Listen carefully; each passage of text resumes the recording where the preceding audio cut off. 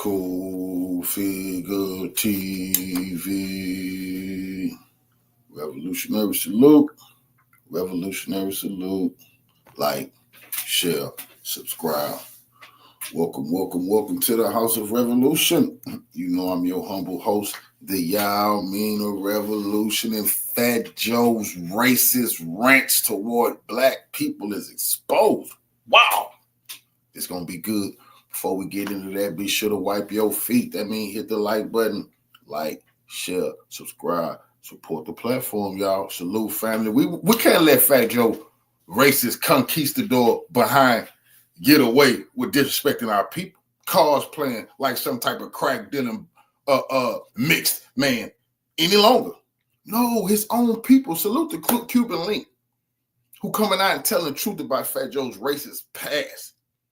And that he knows that black people founded hip hop, and Cuban Link and some real Puerto Ricans and Cubans been paying homage because they say that fat racist is out of line. But let's get into some real history. And we tired of the hip hop community, except the old school hip hoppers. They tell the truth, but the new generation, all the people, the generation we grew up with, why they not saying nothing about what Fat Joe done said? We know they've been scared of him and his CIA cooperating squad for a long time, who had been allowed to come to America and get all the drugs you ever wanted. But they said they came over here as poor refugees. That's all a lie. Racist business. We are the foundation, bulletproof the hating from the plantation. We built the whole nation. We are the foundation, bulletproof the hating from the plantation. We built the whole nation. We are the foundation, bulletproof the hating from the plantation. We built the whole nation. We are the foundation, bulletproof the hating from the plantation. We built the whole nation. Chino Resort, FBA Nation, Joey KKK Crack, aka Fat Joe, has been exposed as the anti-black racist the FBA Nation always knew he was. I want to salute the brother out of Brooklyn, Doggy Diamonds, for holding a classic interview with Raheem from the legendary hip-hop group Grandmaster Flash and the Furious 5, exposing Fat Joe and the true origins of hip-hop, which is, of course, foundational black Americans created it. I'm going to leave the link to the whole interview in these comments so everybody could go watch the interview and get the truth about hip-hop and Joey KKK Crack. This video is fair use and, of course, roll that expose. Do you think Fat Joe is racist? Absolutely. So besides what? The reason why I think Fat Joe is racist? Well, no, I'm sorry. I don't think Fat Joe is racist. I know he is. Because I was seeing a woman and her cousin was seeing a dude. So the woman was like, not the woman I was seeing, her cousin, she was like a video vixen. And she was in one of Fat Joe's videos. And her man is black. And so, and she's Puerto Rican. And so when Fat Joe was on the set with her, he's in her ear or whatever, and he was like, yo, you know, like you making our people look bad fucking with these monkeys. What? Facts, bro. Repeat that. Whoa. What did he? Fat Joe said she making they people look bad. Fucking with them, the monkeys, black people. You see that? See, this is the worst kept secret in hip hop that Fat Joe is a conquistador, racist bigot. So the female told you that he said this? Yes, that's right. Repeat what you just said. So you're making our people look bad fucking with these monkeys. And this was a Puerto Rican woman. Now he was telling a Puerto Rican woman, correct. Say it again. Yo, what you doing? You're making our people look bad fucking with these monkeys.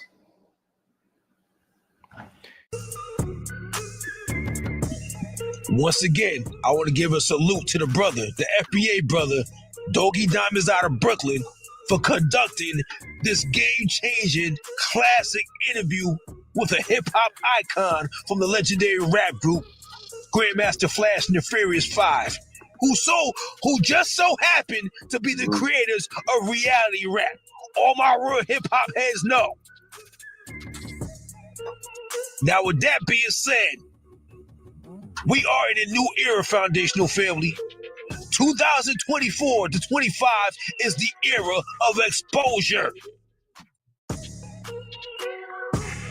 It's crazy how these damn culture vultures, these tellers who grew up in our culture, partake in our culture, secretly have pure hatred towards us. All the way from Busta Rhymes to Joey KKK Crack. It's crazy how they slip up and let their true feelings be known about how they feel about foundational Black Americans. And let me let your tellers know a little something about foundational Black Americans. We don't look at things from the surface. We look at the deeper meaning of things. Like when you say something, you make a statement, we don't actually look at the words. We look at the intent, the energy behind the words. Like back when Busta Rhymes say what he said about Americans having no culture, we was looking at the intent behind his words. He said that shit with hatred out of his soul. He said that with his whole chest. That's what we was looking at. How he was saying that. He meant that shit. He meant that. That's how we look at statements that people make. We look at the deeper meaning of the words, not the actual words itself. Like when you say something, the energy and intent you put behind that means you really mean that with your whole heart. That's a problem. Fat Joe called Black Americans a bunch of broke niggas. He said that with his whole chest. This is where the delineation is coming from. It's too many of these damn tellers who some of them have the same skin color as us, exposing themselves by their statements and their intent behind their words. These people do not like us. Nor do they have the best interests of Black Americans at heart. And you're mad because we're delineating? We see through your bullshit. We ain't fitting the whole heads with a bunch of people who are hidden enemies. Is a known liar. We don't get into hip-hop lie. This is a fraud. His whole history is a mystery. They came up with his mystique. Like I told you, all these people are connected to the government. Where they get all that work from? They said they was poor immigrants when they got here, government informants. But this industry, this may be the first industry plant. Yeah, Joey Crack. And he wasn't talking about crack cocaine because he never fucking sold none. We're not doing that. He called us monkeys, y'all. Y'all can complain about the delineation all you want. This is about self-preservation and protection. You're over here making excuses for Joey KKK Crack. He behind your back calling y'all monkeys. Are you serious? That's pure hatred. Joey KKK Crack is a whole cornball. He got his whole style from copying foundational Black Americans. And they're gonna turn around and call us monkeys. He makes all of his money from the same rap music that foundational Black Americans created, but we're monkeys. He got his whole style from the same people he calls monkeys. The same people he calls monkeys is how he makes his money from the rap music that we created.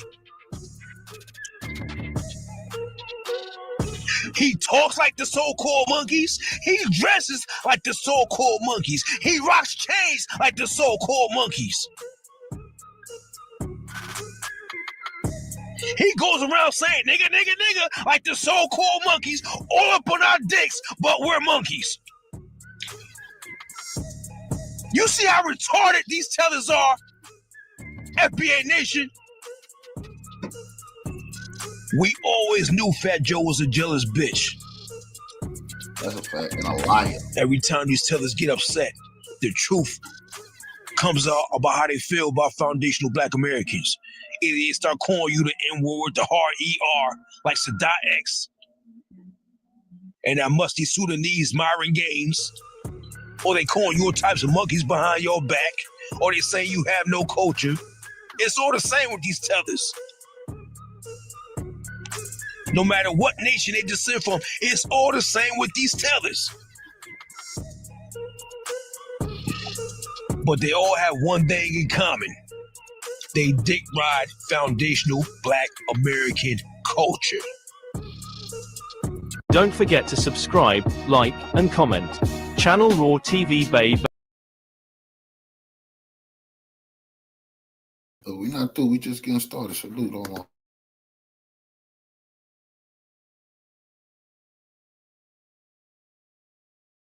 Like I said, salute to Cuban Link, you know, for telling the truth and bring a lot of Fat Joe's racist remarks to the light. He's been racist. But nobody been paying attention. Well, we paying attention now, man. You don't like us. We don't like you. I'm glad it's out there now. We don't like one another. Okay. You saw the Smooth interview, right? Where he spoke about being in the studio. Smooth, yes, sir. Smooth always been a real one, a good one. He's been taken out of conversations since he wasn't been brought out like that. And the reason why I told you, interview that brother. I just seen one guy say how Fat Joe told a Puerto Rican chick, why you fucking with the monkeys? Talking about black people. That was a black guy saying, old school cat from the Furious Five. Now he'll Cuban Link and another guy telling you about Fat Joe's racism. It's not because, he takes my side. He just knows the truth. And he's a humble dude that's going to speak it the way he saw it, the way he processed it, and the way it was. Yeah. And that's the reason I told you, yo, my nigga, Smooth, when you asked me who's Smooth, and he didn't go through me, he told you. Yeah, he reached out to me directly. And then when you reached out and said, yo, who's this guy? I told you who he was. But I haven't talked to Smooth in 16, 17 years. You understand? So he got his own recollection of what the truth was. But I give anybody the welcome now. Yeah, he was there. Just as the fact he was there, and I'm wondering in my mind what you're gonna say.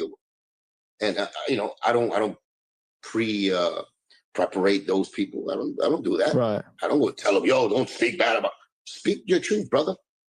Just like I said, I told you if you ever get to interview Joe, speak your truth. Let me see if I watch it in a way of let me see if I could even see how he might have came up with that.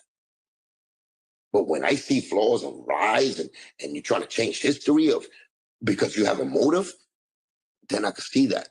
And I just want to recognize the snakes, and I want to recognize the real, who because in this society, this is that we're living on. Oh my God, we can see it to the highest level of transgender dude trying to act like they're real women. So the lying part of life right now is it stretches from every subject of the world, every topic.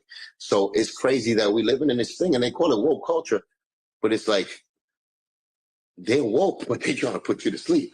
That's what it is. You know what I'm saying? So I relate all of that, all them facts, how the status of the world is right now, to all these lies being told by these people that are in power, especially in the music industry, that they're trying to change the history, so they could suit them, and they're looking the damage they're doing with their lies and the credit they're taking from other people, and really the damage they're doing, man, to the game. And it's been a way of life for them. So right now we can really see them in action coming out and showing us this, like, how retarded do you sound, or how crazy are you are. Like me, I sit back and say this, but it's like it's not far-fetched. It's not far-fetched. I see the temperature of the world. That's why I told you before, gangsters are the biggest snitches. Liars are the biggest truth tellers. Like it's upside down. And it's not just in this music game, it's everywhere. Right. It's everywhere. So, Joe is definitely a part of that. It's crazy because before I started watching some of the old interviews, and you've brought up Smooth plenty of times, I just forgot his name of who you were talking about. But you have brought him up before, Now, the clip in our interview, he said that there was a time where you guys were all in the studio and Joe started to make certain comments about, the Morenos have had their time. Now it's our time. And he felt like it was like an underlining. The Morenos, They had their time. Damn, Joe. Soon as we let Joe into the hip hop industry, he huddled up with the Cubans and the Puerto Ricans, talking about the Morenos, the niggas. They had their time. It's our time now. Fat Joe, who the fuck you talking to? Racist tone to it. Even though I asked him, I was like, could it have just been pro Spanish? Like, isn't this, you know what I mean? Like, that's possible without you being racist. Yeah. But man, roll the clip. Like you said at the start of this, like a lot of people thought that I was Spanish. So, you know, he would be on the movement of, you know, us Latinos got to make it. We got to do this. We got to do that. And I'm listening like, wow. Because this at the time, you know, it was a lot of brothers doing the music, and he was coming in throughout, you know, digging in the crates and all these other brothers that was putting him on. So I guess he felt like, damn, it's time for us to like take over. So I would listen to that, and I would take heed to like, okay, it's kind of like a little racist, but you know, it is what it is. It ain't nothing bad, but it's just like, I guess he was so pro Latino that he was really pumping that rhetoric at that time. You know, he was trying to take it to another level. Well, okay. Pun was the first one. Let me play devil's advocate. Okay, so was it racist, or was it just that like he was really proud and trying to put on the other side of it because there wasn't really any prominent, you know what I mean, that within the culture? Well, I ain't going to downplay. I'm going to tell you straight up. He was on some like, the Moyo's been doing this for years. It's time for us to come in. You know what I'm saying? And that's basically how it was stated. And that's how I heard. Oh, the man was in the studio. See, he got light skinned, so they thought he was a Puerto Rican or Dominican or something. So they, Fat Joe, huddle up. Yeah, them moolies, them niggas, the Morenos, they had their time. It's our time.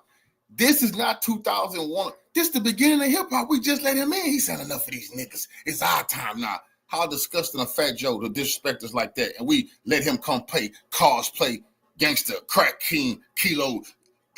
You know, he the real Puerto Rican Big Meats type motherfucker, which is always a lie.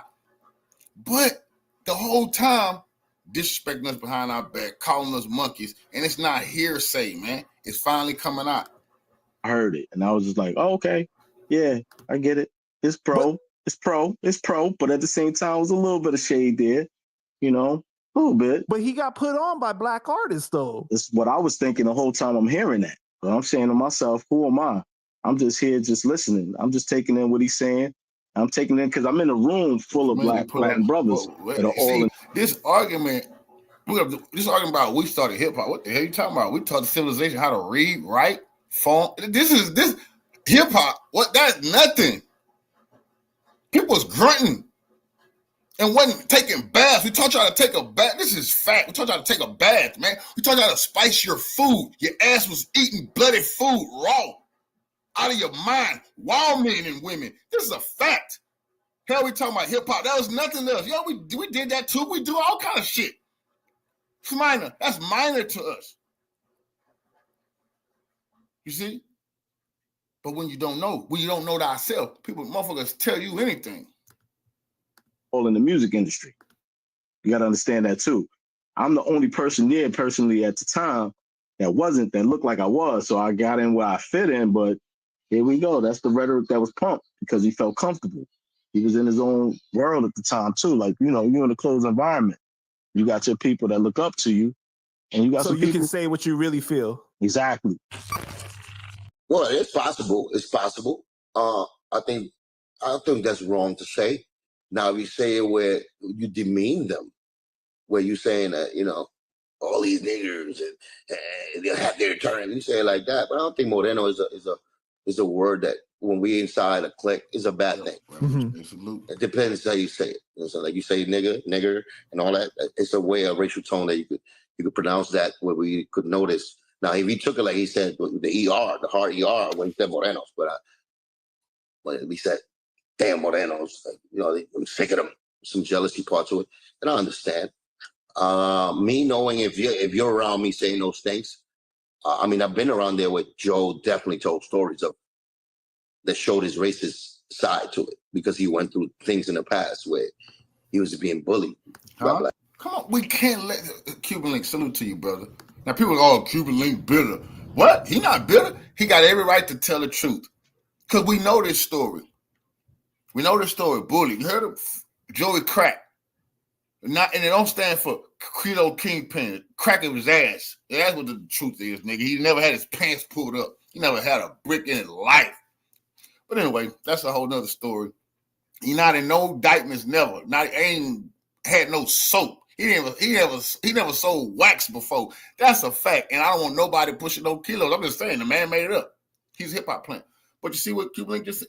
Racist towards blacks. He had it in for us because he was bullied as a child. So when he got older, you know, he got on with all of the immigrants who came to America who worked with the government. They said they was poor, but they had all the kilos and all that type of shit. I mean, you federal informants. He got with them, hip-hop plant, and you know what I'm saying? They put him in the industry, and the rest is history. Black people. So I understand it. I'm more understandable to that thing. But I don't think at the end of the day he shows racism. When it comes to one-on-one, I think he feels better than the black person. But I think as a whole culture, I think he knows how to embrace black and brown together. That's what I mean. So with the conversation that Smooth was talking about, do you felt like that came across as like racist in any way?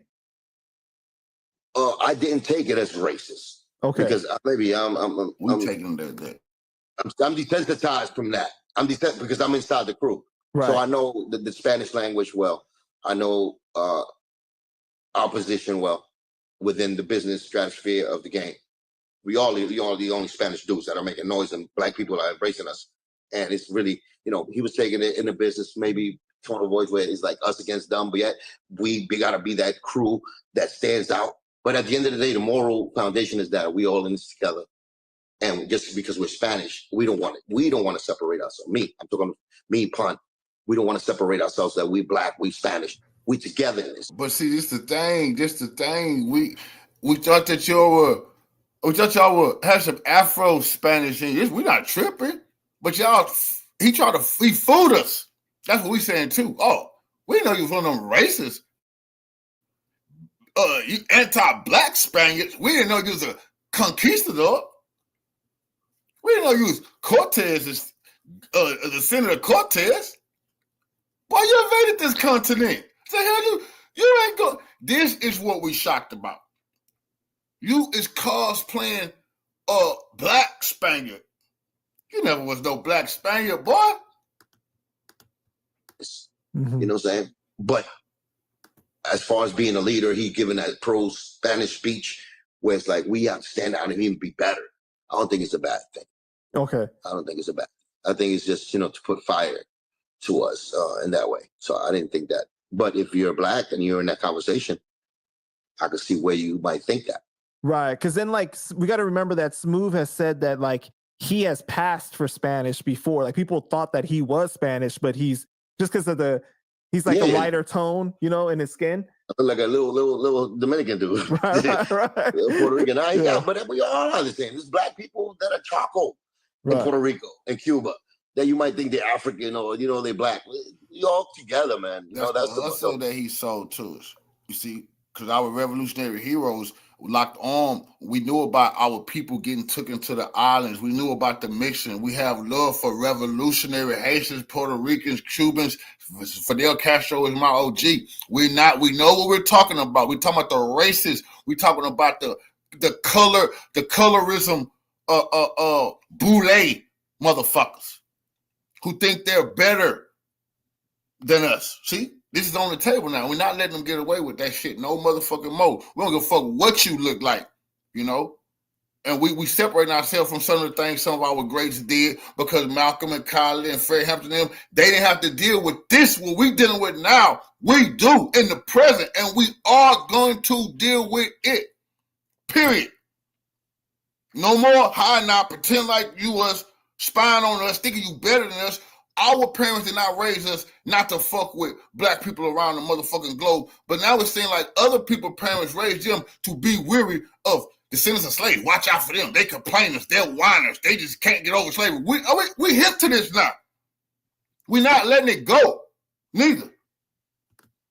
The whole foundation of what our movement is, that's including my words when my stand on that category. Pun's stand on that category, or Stacey stand on that category.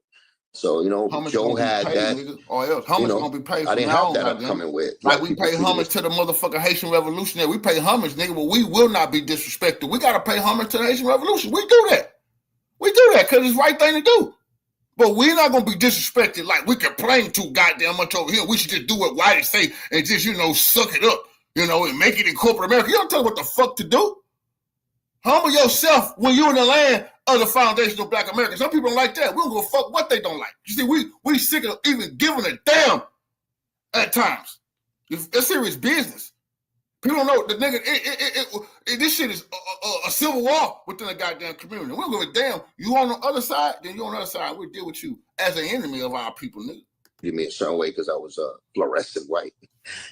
It is hard being fluorescent white in the hood. It is. So I understand his thing, and I understand where he had to fight for it, and you know what I'm saying, and become that accepted by the most majority of Black and brown people inside the hood that he came from. But Black people put him on in the game, though, right? Because DITC put him on. Yeah, but it's still in you. It's still in you if you went through that kind of oppression. If you really felt that, you status in the back. Which you like probably I said before, that's the story of our life. We put the civilization on. We taught our we taught those who was gonna oppress us how to oppress. They were just oppressing their own people. We taught them how to oppress us. Once again, history lesson, they didn't know how to read, write, cook food, none of that shit. Sell. They didn't know what the directions was. They couldn't read the motherfucking stars, nigga. They would be wondering, lost forever. We helped them out. And we're paying for it. That's okay. Cool. That's cool. Story of our life. Help a bastard. And they do this shit like the conquistador of Fat Joe. Come on, man. We've been here before. You coming out. You have to fight, just like I did. I didn't know English, so I had to fight.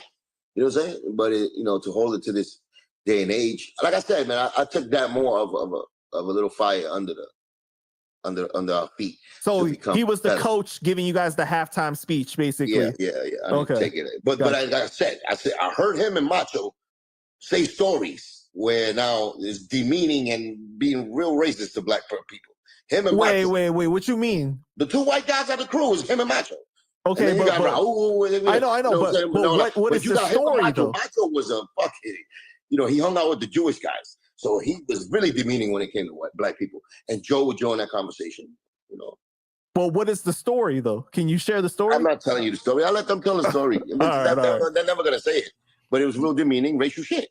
Gotcha. But that's within, the camp of the Spanish guys. Mm-hmm. You know what I'm saying? Joe and like I said, I think everybody does it. Black people do it. White people do it when they're amongst their own. You know what I'm saying? But at the end of the day, I don't want to even say they are, they aren't, but I know my beliefs. I know Punch believe. I know Stace's belief. When we came in, it's full of clips. I know the sick ones believe. We came in as we all is together. Now, if it was a minority of them niggas being racist in the back of their mind and saying racist shit, yes, Joe and Macho of the terrorist squad used to say a lot of shit that was racist,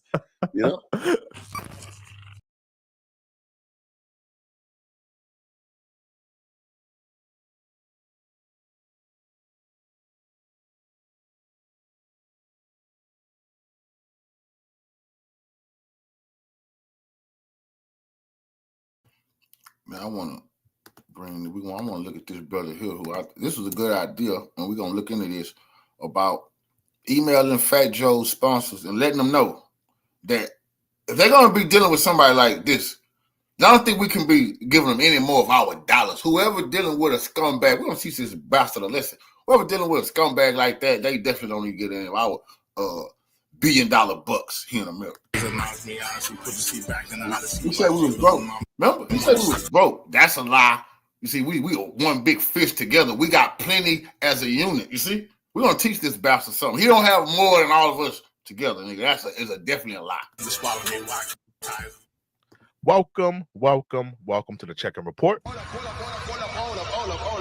Today's topic, an update on reaching out to corporate entities and corporations about the remarks that Fat Joe made.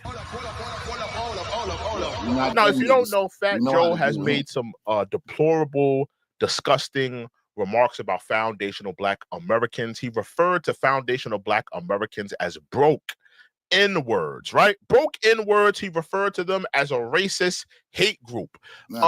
foundational Now, black. Remember, I told my first video I did a few days ago. I was very upset about him calling us broke niggas, broke racist niggas, and I told y'all he don't like Malcolm X. He hate Khalid Muhammad. He hate Huey P. Newton. He definitely hate the Nation of Islam. He don't like no people who stand up for their people. He said that they just about their people. He hate any leader we ever can think of. He hating that term. Oh, I dare that broke nigga try to kill whitey. He could have talked to him.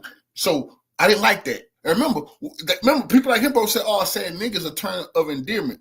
When is calling nigga broke niggas a term of endearment? Now we know this is a conquistador, or the Senator Cortez. Put that into proper context. Black Americans are not a monolith.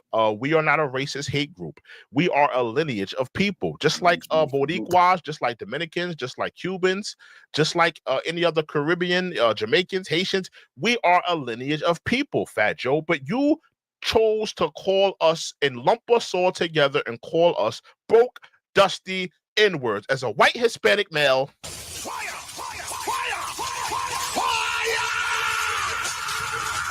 You disrespected us. You disrespected our ancestors. You disrespected us as a lineage of people. So you shall be dealt with. And before I get into the emails, before I get into the different places that I reached out to, I implore you guys. I implore you. It's a new day. We're not letting nobody get away with disrespect no more. And reach out to these corporations yourself. Don't let me just go out there and do it. Y'all go out there and do it yourselves. Reach out to the emails. Reach out to the social media accounts. Get the phone numbers to the corporations. Listen, all of this stuff is Googleable. Do your Googles, like Fred Joe Starr said. Do your Googles. Do your Googles. Go out there and reach out to these corporations. Let them know and allow your voice to be heard.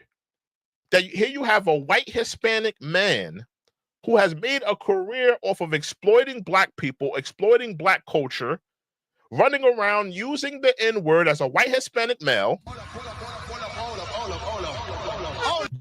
respecting black women on concert stages, and referring to foundational black Americans as broke N-words. Let your voice be heard. Reach out to the customer services, the 1-800 numbers, the emails, the social media accounts. A lot of people forget to reach out to the social media accounts. I had to reach out to the social media accounts myself. Reach out to those entities.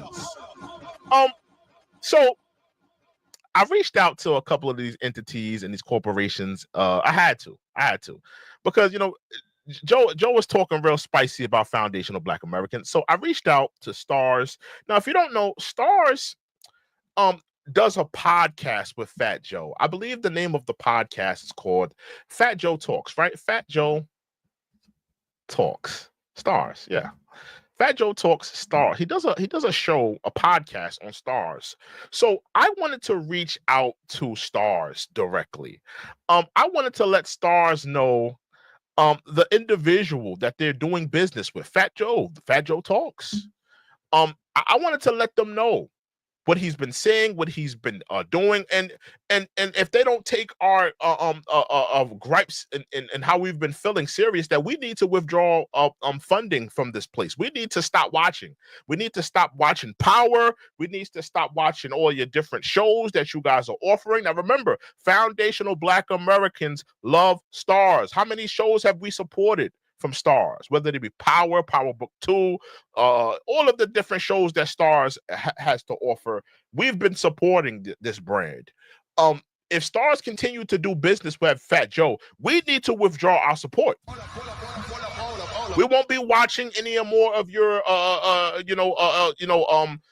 black exploitation programming. Black people are selling drugs to each other, shooting one another. We won't be watching anymore, Stars. If you don't take a serious consideration into what we're saying and how we're feeling.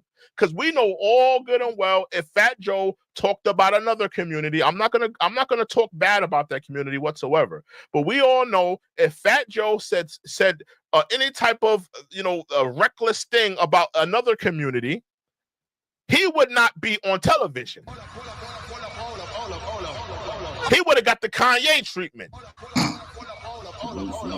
That's a fact. He would have got the Kanye treatment, but we reached out to Stars. Now, let me show you what they, because this is after I wrote all of these different corporations, letting them know what Fat Joe said about foundational Black American people and voicing my concern. This is what they wrote, though. It says, "Hey, I am Martina from Star Support to help you. Here to help you. We are always interested in receiving feedback and have passed this on to the appropriate team. Following us on our socials is also a great way to stay up to date with any news regarding our shows and movies. Let us know if we can assist you further, Martina." Salute to Martina. I hope this is not a bot. I hope this was a real person with a soul that will take my gripes into serious consideration. You know, and I hope that this, in good faith, this message does reach the appropriate team. This needs to be sent to the appropriate team. You know, human resources, HR. You know, y'all need to take foundational Black Americans' gripes into serious consideration. You are doing business with Fat Joe. Fat Joe had racist rhetoric towards foundational Black American people who have fought in the world wars. They have contributed to society, tax-paying citizens. Some of them are people that we hold in high revere, like a Martin Luther King or Malcolm X. These are people of prominence in our community. These people make up our doctors, our lawyers, construction workers, policemen, firemen. Fat Joe disrespected a lineage of people. He didn't disrespect the people that watch Tariq Nasheed or the people that watch Lord Jamar. He disrespected ancestors of people. He disrespected hardworking, tax-paying citizens. He disrespected people that put him in the game, that gave him opportunities to be in hip-hop. So I need Martina to reach out to the appropriate team and Stars and allow them to know that they need to withdraw support from Fat Joe. We need Fat Joe show off the Stars. He has racist rhetoric, disrespectful to foundational Black American men and women. He has not apologized. He has not clarified. He has not walked back his statements. Stars, you need to take this into serious consideration, or we will be withdrawing support from your television programming. Now, I also reached out to another organization. Now, this is another organization that does business with Fat Joe.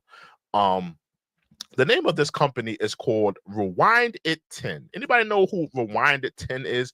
Rewind It 10 is a beard dye company. Let me just show you guys. It's a beard dye company. I also want to show you guys, because I want you guys to look up these things yourself. Don't just have me looking these things up. You take the incentive. You take the incentive as a foundational Black American men or women, and you reach out to these entities. You reach out to the social medias. You reach out to the emails. You head out to the contact centers. You call up the companies, the 1-800 numbers, and you voice your concerns about having a man like Fat Joe represent these entities and these brands. Don't just let me do it. You go out there and do it yourself, right? Each one teach one. Let your voice be heard. Now, Rewind It 10 is a beard dye company that Fat Joe is in business with. Now, I don't know if you guys have been watching, but I've been watching. Every time I make a video in terms of this, this whole issue with Fat Joe, I see about 10 or 12 Rewind It 10 commercials with Fat Joe. He's in CVS. He's knock-kneed. He's walking around CVS knock-kneed with his Etch-a-Sketch beard, talking about how great Rewind It 10 is. He says, why be 42 when you could be 32? Why be 32 when you could be 22?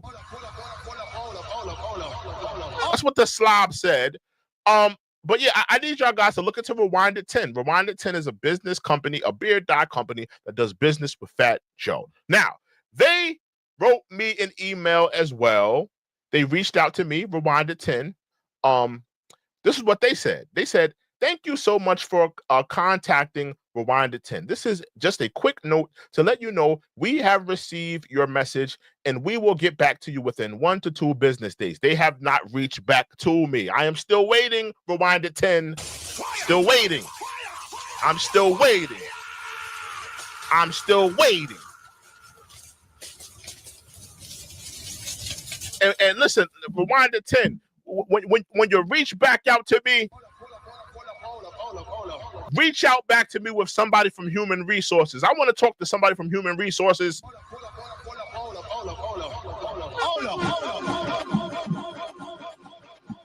Right? Yeah, so rewind at 10. They said they're going to reach back out to me. They have not reached back out to me. Now, I want everybody who's FBA to take this in consideration. If you are supporting, if you're a man who has to dye his beard, salute to the older brothers who use beard dye. If you are funding this company, you need to withdraw your support. If they are going to continue to do business with Fat Joe, if they are going to continue to run around with Fat Joe, you need to withdraw support from this corporation. You need to withdraw support from this brand. If they're just going to say, you know what, we don't care about a couple of foundational Black Americans being oppressed, being talked down to. We don't care that Fat Joe described foundational Black Americans with racial epithets. We don't care how a bunch of darkies feel about Fat Joe disrespecting them.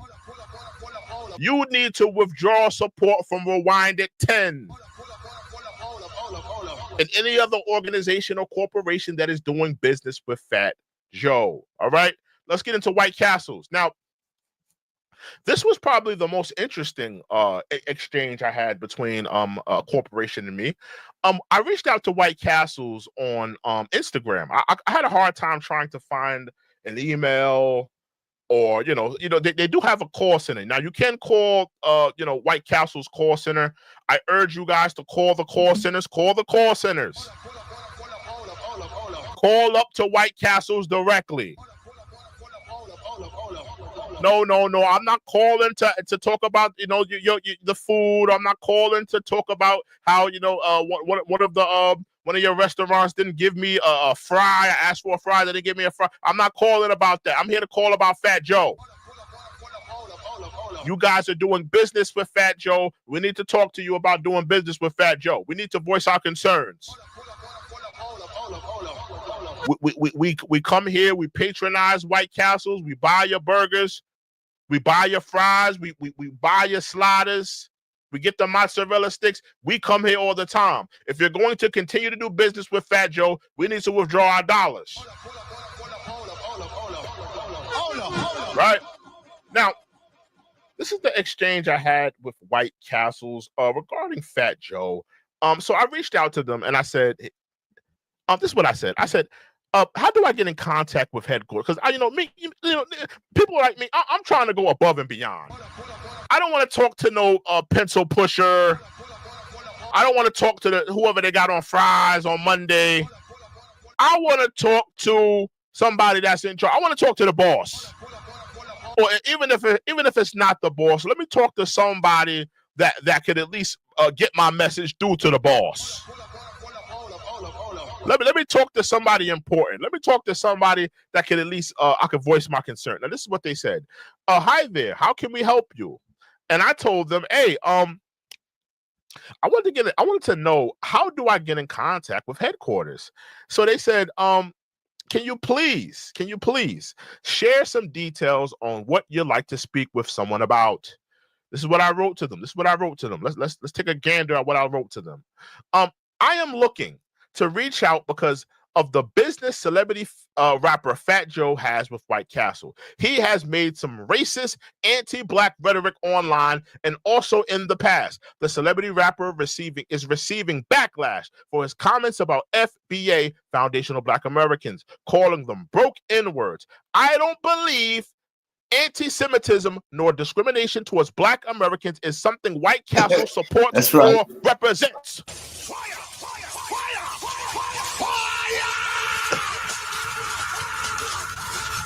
Let's continue.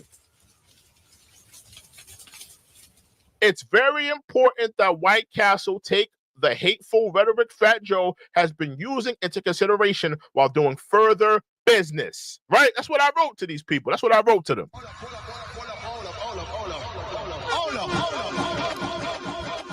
So they wrote me back. They wrote me back around 9 in the morning. This is all yesterday. They say, "Good morning. Appreciate the details. We do not have an ongoing partnership with Fat Joe." Now here's where it gets tricky, right? This is what I showed them. You've been doing business with Fat Joe. They had a whole merch campaign with this dude, with this slob, Fat Joe. Look.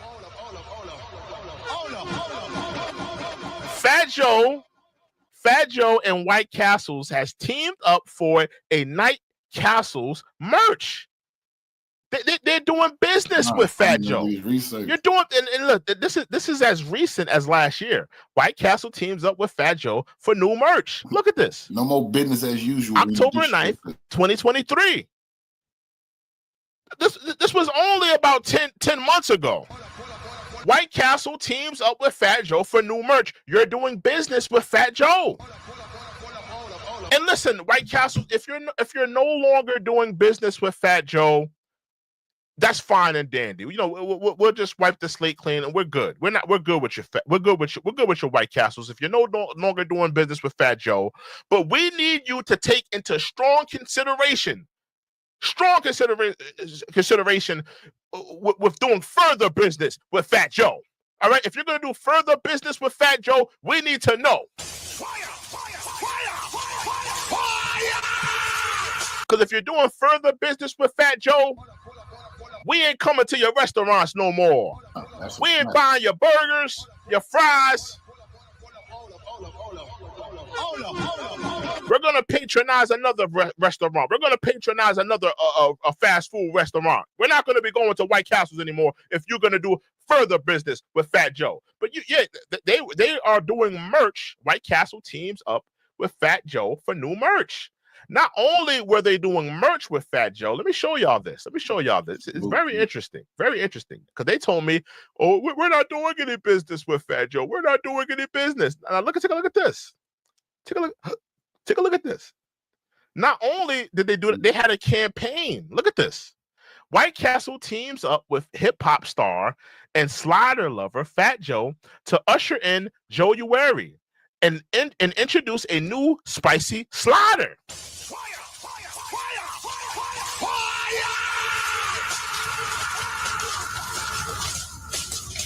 Look at the dates. Look at the date. That's January 5th, 2022. So you guys did business with him in 2023. You guys did business with him in 2022. You guys have been doing business for at least 2 years. Now, I don't know. Maybe you guys gave him some stock in White Castles. Maybe you guys, I don't know. Maybe you guys, I don't know what you guys got going on with Fat Joe, but you've been doing business with Fat Joe. So to say that you have no ongoing business with Fat Joe, that seems a little disingenuous to me. And listen, if they're not doing current business with Fat Joe, that's all fine and dandy. If they're not doing current business with Fat Joe, that's all fine and dandy, right? I need for White Castles to take into strong consideration to not do further business with Fat Joe. We don't want you doing further business with Fat Joe, all right?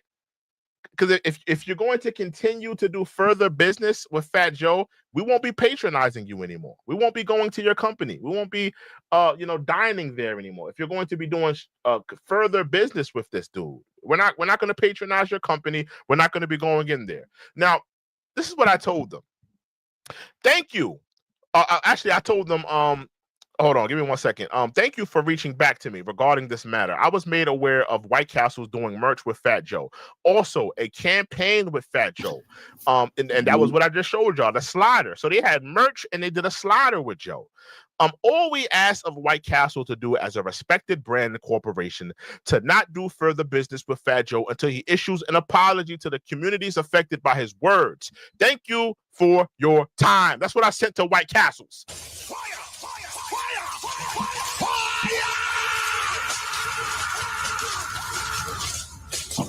We're going to put it in this actor, the racist. Now, I reached out to all of these different corporations and these entities.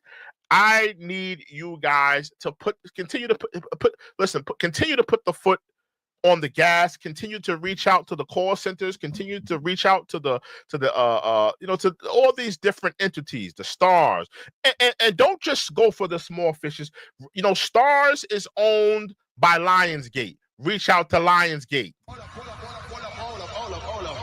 I reached out to some people at BET, right? I reached out to some people at BET. I got some emails from BET.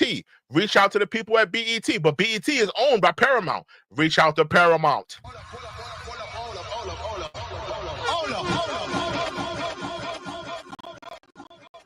But let me know what you guys think of this video. Let me know what you guys think of this story.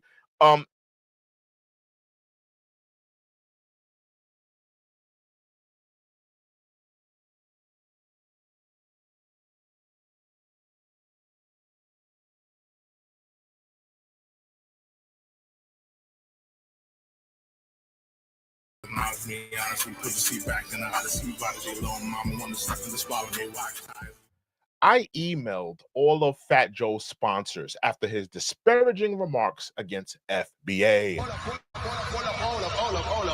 Let's talk about it.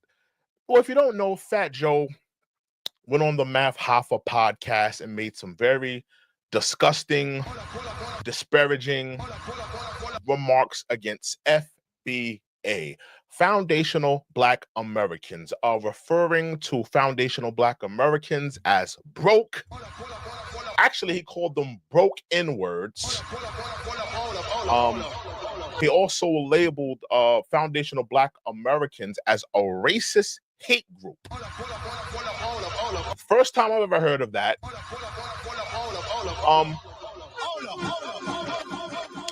Among other things, and in my last video, I did talk about the history of Fat Joe. Fat Joe has a history. Of racism. He has a history of, you got to remember, this is a white Hispanic man who, for his whole life, has been using the N-word. As a non-Black man, a man that grew up in the Bronx. And listen, I understand how it is in New York. I'm from New York. I understand. I grew up with Spanish kids that said the N-word all the time. I understand where he comes from. But Fat Joe, you're half a century old, fam. You're almost 60. I would think, and I said this before, I would think a man in his 50s, his 60s would be more mature, would be more sophisticated. I mean, Fat Joe, you've been rich for the majority of your life now. You're no longer the fat, stubby kid from Trinity Ave, growing up running down in the Soundview projects. You should be a little bit more mature. You should not be using the N-word at your big age. But for the majority of your career, you have been using the N-word with no type of repercussions, with impunity, right? And then we have to go into the verses when you got on stage with when you got on stage with Ja Rule and Vita and Little Mo came on stage. Those two Black women, those two strong, talented Black women got on stage. In fact, Joe, you referred to those two Black women as crackhead bees. You told to Ja Rule that you had to go to the crack house to get them itches. You were disrespectful to those Black women. You had no apology for that. Where's the apology to Black America for using the N-word for all those years? Where is the apology for Vita and Little Mo disrespecting those two Black women? This man has a history of disrespecting, not apologizing, and we've been allowing him to eat within our culture. And Fat Joe, I don't like your remarks that you said about FBA, and we're on your neck.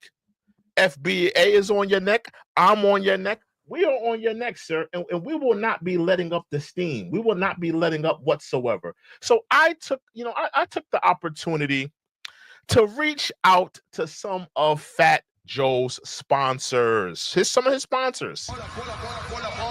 Now, these are some of Fat Joe's sponsors. You got BET, you got Stars, you got White Castles, you got Lionsgate, you got Paramount. You got Rewind 10. That's the company that's dyeing his beard currently. Fat Joe beard looking like an Etch-a-Sketch.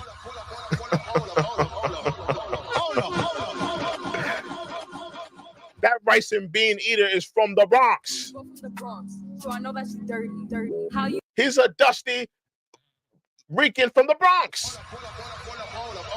And you know what they say about the Bronx. Go from the Bronx, so I know that's dirty. You know what they say about the Bronx.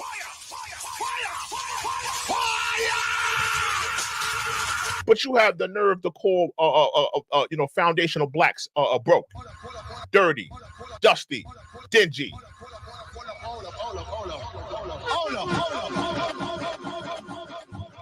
So, I took the opportunity to reach out to these entities, these corporations. And I wanted to allow these corporations, these entities, to know who they are doing business with. I wanted to let these corporations know that you are doing business with a non-black man, a non-black white Hispanic man who has made a career of exploiting the N-word,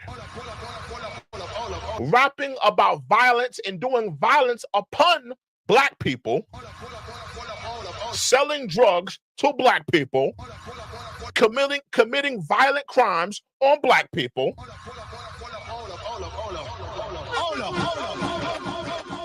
You are doing business with this person who has disrespected black women, called them crackheads. He like I said, he said Little Mo and Vita.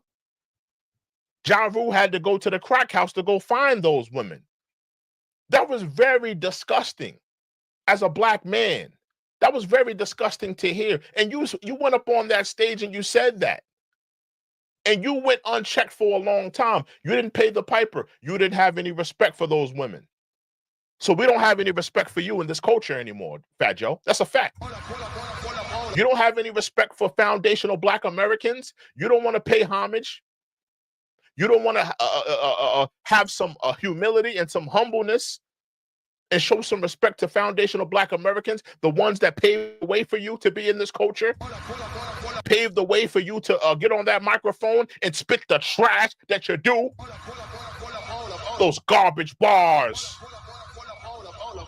We can make an argument that Fat Joe's probably the worst Hispanic rapper. We can make an argument. I think we could make an argument that Fat Joe is possibly the worst Hispanic rapper that ever was. We can make an argument that he was. Definitely, he definitely wasn't rocking with Big Pun. Big Pun washed him. Cuban Link is better than him. Cardi B has more swag.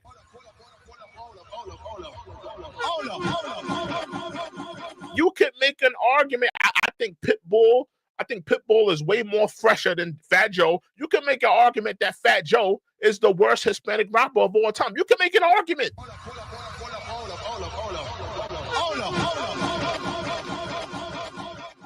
But I want to read the letter that I reached out to these corporate entities. I want to read the letter for you guys that I had to reach out to these entities. I had to reach out to these corporations to, to educate them on the person that they're doing business with. You're doing business with a white Hispanic racist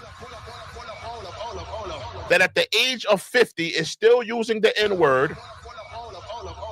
At the age of 50, he's still using the N-word.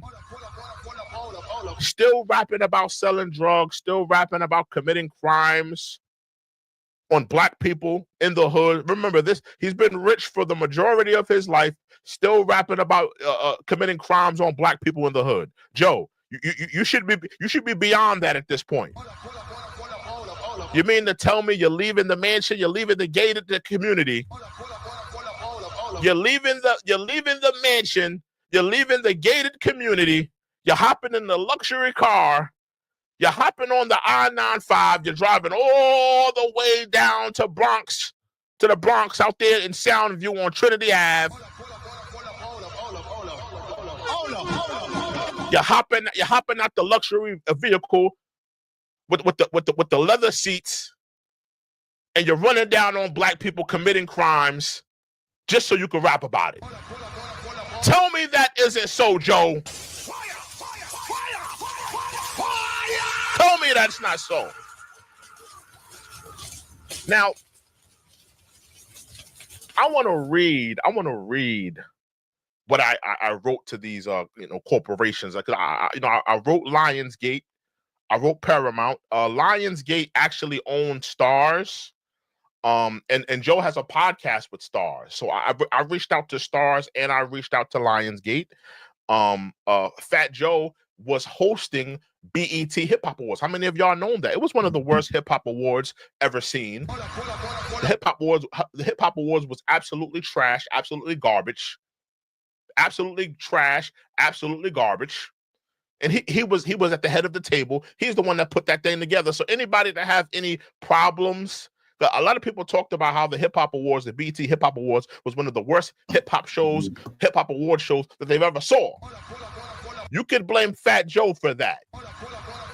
You could look at Fat Joe for that. He's the one lowering the bar for hip hop. You got people that raise the bar. You got for hip hop, people that are raising the bar for hip hop. You got the Kendrick Lamars, you got the Drakes, you got the Jay-Z's, you got the Nas's. Then you have the parasites of hip hop like Fat Joe who are lowering the bar for hip hop.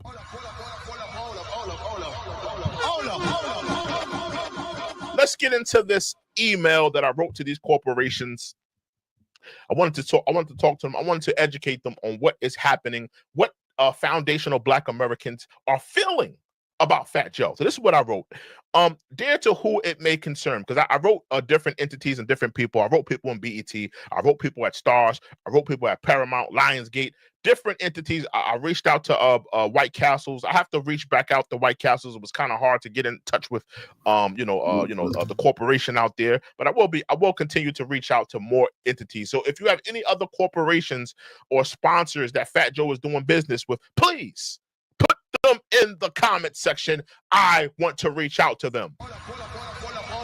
This is a man who has disrespected foundational Black Americans. This is a man who will not apologize. This is a man who has violated.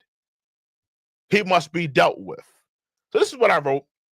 I hope this message finds you well. I am writing to express my concern regarding the recent remarks made by rapper Fat Joe during his appearance on Math Hoffa's My Expert Opinions podcast. His comments about foundational Black Americans, FBAs, have sparked considerable backlash on social media with derogatory references that are deeply troubling.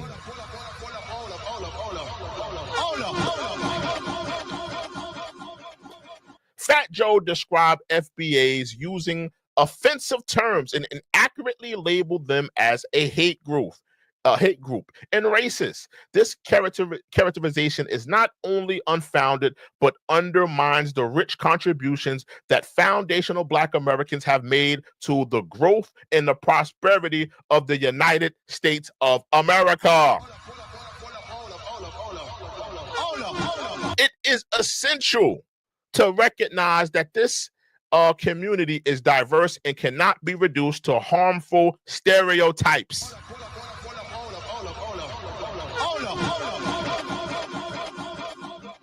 Regrettably, Fat Joe has not issued an apology or clarification regarding his statements. His previous comments, including derogatory remarks about Black women, further highlight a pattern of disrespect that is concerning. using racial slurs and making disparaging remarks as a non-black man is unacceptable. And I believe it does not reflect the values of your brand. I'm talking to all the brands that I put into the email. I firmly believe that any form of racism, whether it is anti-Semitism or discrimination towards Black Americans, should not be tolerated. Given the context, I urge you to consider severing ties with Fat Joe if he does not publicly apologize to the foundational Black American community.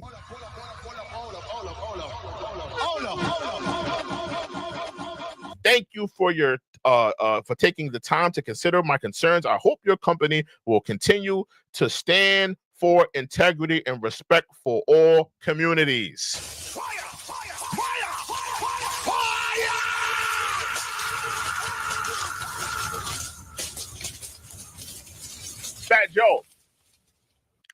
Fat Joe, we on your head top, man. We on your head top. And we want a public apology. FBA wants a public apology. You need to clarify.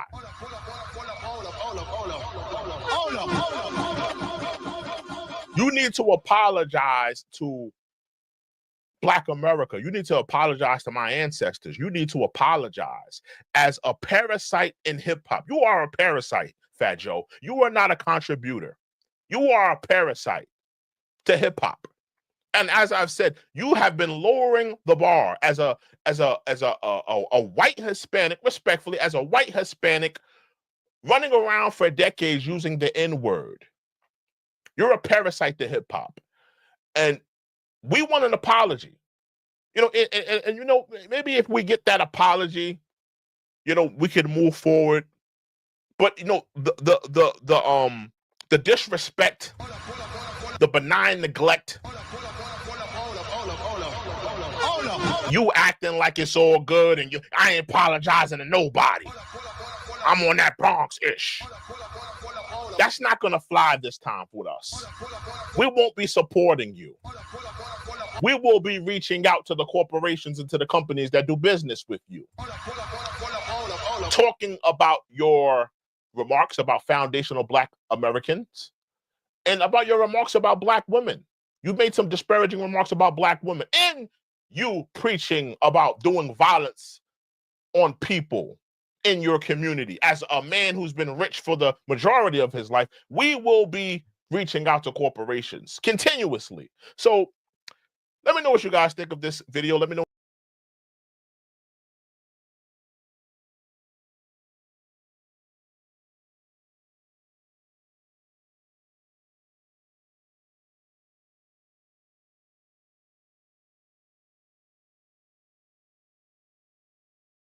All right. Now let's talk about something that's been going on under the radar for a while. Fat Joe's recent comments have pretty much exposed what a lot of us have already suspected, and Tariq Nasheed has dropped the receipts. And now we can see exactly what it is. Family, I'm telling you, when they start talking about foundational Black Americans and he has this smoke for foundational Black Americans, he's talking about all of us. He ain't talking about no group. There is no group, an organization called Foundational Black Americans. It's only a lineage. That's the only thing you can be talking about. And some of Joe's own people has said that he's said a whole bunch of anti-Black stuff before, by the way. Some of his own people has said this. Cuban Link, let me play this clip. They said that Joe was on some stuff where, yeah, it's time for us Puerto Ricans to get it popping. Us Latinos need to get it popping. The Morenos, yeah, they didn't have their time. It's time for us to get it popping. So just a lot of little slick stuff. Let me play some of the stuff where his people have said he said slick stuff. Fat Joe has been thoroughly exposed for making some bigoted comments about Black folks behind closed doors. But what is even more problematic about the situation is that it isn't an isolated incident. And Busta Rhymes has also been recycling a similar playbook. In recent years, there's been a concerted effort to undermine FBAs with the original origin narrative in hip hop and discredit us all together. Now, I've been having my suspicions about Fat Joe, the way that he's profited off of the culture for decades while distancing himself from the people when it serves his narrative. But listen to this. This is Cuban Link. Listen to this. And the audio is kind of sped up a little bit. That's why it might sound a little different. Plenty of time. forgot his name of who you were talking about, but you have brought him up before, you know? Now, you know, the clip in our interview, he said that there was a time where you guys were all in the studio and Joe started to make certain comments about, you know, the Morenos have had their time. Now it's our time. And he felt like it was like an underlining racist tone to it, even though I asked him, I was like, could it have just been pro-Spanish? Like, isn't this, you know what I mean? Like, that's possible without you being racist. But man, wrote a clip. Like you said at the start of this, like a lot of people thought that I was Spanish. So, you know, he would be on the movement of, you know, us Latinos got to make it. We got to do this. We got to do that. And I'm listening like, wow. Because at the time, you know, it was a lot of brothers doing the music. And he was coming in throughout, you know, digging in the crates and all these other brothers that was putting him on. So I guess he felt like, now it's time for us to like take over. So I would listen to that and I would take heed to like, okay, it's so yeah, Joe thought this dude was black and he was saying all this little slick anti-black stuff around him. Kind of like a little racist, but you know, it is what it is. It ain't nothing bad, but it's just like, I guess he was so pro-Latino that he was really pumping that rhetoric at that time. You know, he was trying to take it to another level. Well, okay. Pun was the first one. Let me play devil's advocate. Okay, so was it racist or was it just that like he was really proud and trying to put on the other side of it because there wasn't really any prominent, you know what I mean, that within the culture? I ain't going to downplay. I'm going to tell you straight up. He was on some like, the Moyos been doing this for years. It's time for us to come in. You know what I'm saying? And that's basically how it was stated. And that's how I heard it. And I was just like, oh, okay, yeah, I get it. It's pro. But at the same time, it was a little bit of shade there, you know? A little bit. But he got put on by black artists, though. That's what I was thinking the whole time I'm hearing that. But I'm saying to myself, who am I? I'm just... Right. Fat Joe got put on. Black artists put him on. And it's always like that. We put people on and then they still have this weird disdain. Here just listening. I'm just taking in what he's saying. I'm taking in because I'm in a room full of black Latin brothers that are all in the music industry. You got to understand that, too. I'm the only person there personally at the time that looked like I was. So I got in where I fit in, but here we go. That's the rhetoric that was pumped because he felt comfortable. So they thought this brother was Latino, so they started kind of getting comfortable and speaking that anti-black talk around him because they thought he was Latino too. He was in his own world at the time too. Like, you know, you're in a closed environment. You got your people that look up to you. And you got so you can say what you really feel. Exactly. That's the halftime speech, basically. Yeah. Okay. Taking it. But like I said, I heard him and Macho say stories where now it's demeaning and being real racist to black people. Him and Wait, what you mean? The two white guys at the crew was him and Macho. Okay, I know, but what is the story though? Macho was a fucking, you know, he hung out with the Jewish guys. So he was really demeaning when it came to black people. And Joe would join that conversation, you know. So he's saying that they were talking greasy about black people and Joe was in them conversations where they're talking greasy about black people. Well, what is the story though? Can you share the story? I'm not telling you the story. I'll let them tell the story. They're never going to say it. But it was real demeaning, racial shit. Gotcha. But that's within, you know what I'm saying, the camp of the Spanish guys. Mm-hmm. You know what I'm saying? And like I said, I think everybody does it. Black people do it. White people do it when they're amongst their own. You know what I'm saying? But at the end of the day, I don't want to even say they aren't. But I know my beliefs. I know Punch believe. I know like Sace's belief. When we came in, it's full of clips. I know the sick ones believe. We came in as we all is together. Now, if it was a minority of them niggas being racist in the back of their mind and saying racist shit, yes, Joe and Macho. The terrorist squad, you see. A lot of boom. We've been seeing the comments, we've heard his undertones, and now we got some pretty solid proof because Tariq Nasheed did some research and found us receipts that show just how deep this disrespectful, undermining mentality goes. And let me make this abundantly clear. It's not just Fat Joe. Lately, Busta Rhymes has been moving in a similar direction. The most significant and neglected component about the history and the research of hip-hop is its origin. Wow. We got to start changing that narrative. Yep. We can't just keep saying Kool Herc gave birth to it. Right. Jamaica gave birth to it by way of Kool Herc. Through the Bronx. Both of these artists who have been heavily involved in hip-hop for decades seem to have been subtly pushing an agenda in order to discredit FBA's role as the sole creators of hip-hop. It's hard to ignore the fact that there seems to be an underlying vitriol, even an envy towards FBAs, which is not at all deserved. So let's talk about the bigger picture. Fat Joe and Busta Rhymes have been closely aligned with certain political and social narratives recently. If we're gonna vote for Kamala Harris tomorrow, let me hear you make some noise. Ladies and gentlemen, I'm Fat Joe and I'm here for Kamala Harris, the next president of the United States.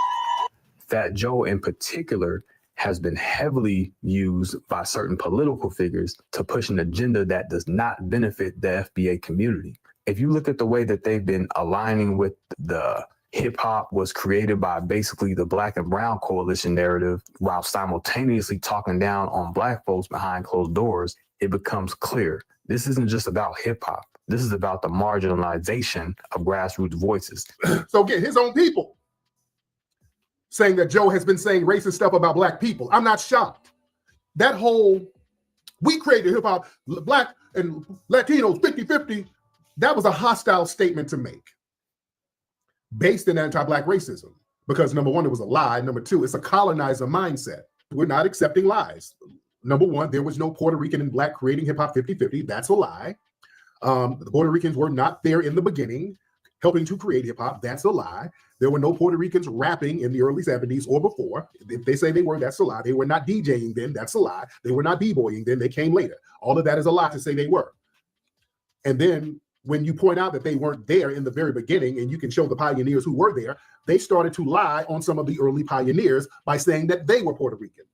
Like the first b-boys, Sasa and Trixie. They used to run around here lying that Sasa and Trixie were Puerto Rican. Both of those men are in microphone check. They said, no, we are not no Puerto Rican. We're from South Carolina. We're from the Carolinas. Not only are we not Puerto Rican, when we were dancing, wasn't no Puerto Ricans around. They said this in microphone check. Then they tried to lie. Crazy Legs went on Drink Champs and told that lie that Disco King Mario, who's a very, very unsung pioneer of hip hop, he lied and said he was Puerto Rican. We had Mario's family in microphone check. We ain't Puerto Rican. Nobody in our family is Puerto Rican. We all Black people from North Carolina. We had to clear up lies. We're not going to let people just go out here lying their asses off just for the hell of it. And Fat Joe was talking about, yeah, FBAs are racist. Yeah, these are some Black radical racists and all of this stuff because we ain't letting people lie. No, we're not racist because we're checking people and their lies. You're not going to lie indefinitely. Yeah, because Trixie was light-skinned, they tried to make him Puerto Rican. No, that man said, I am not no Puerto Rican. And wasn't no Puerto Ricans dancing with us when we started. Yeah, you can't argue with them. So where does this leave us now? Well, it's clear that there's a concerted effort happening right now to discredit and downplay FBA's rightful place in hip hop. It's a pattern. It's not just about these individual artists. It's about something much bigger. Foundational Black Americans undeniably created hip hop. That's a fact. And no amount of narrative shifting can change the actual history. We built the culture, and it's time for us to take our rightful place in the history of hip hop. And we have to be vigilant because there's a lot of envy and vitriol being directed our way. And it's time to expose it for what it is. So look, Fat Joe and Busta Rhymes are just the tip of the iceberg. These are the ones who have been bold enough to show their true colors.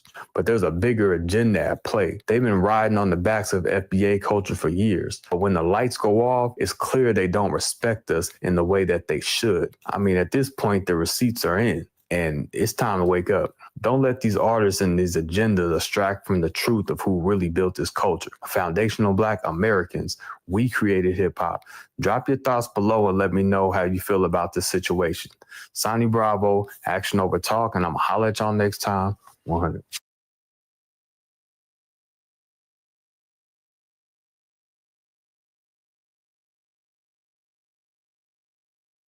These rumors were made by radical Black racists.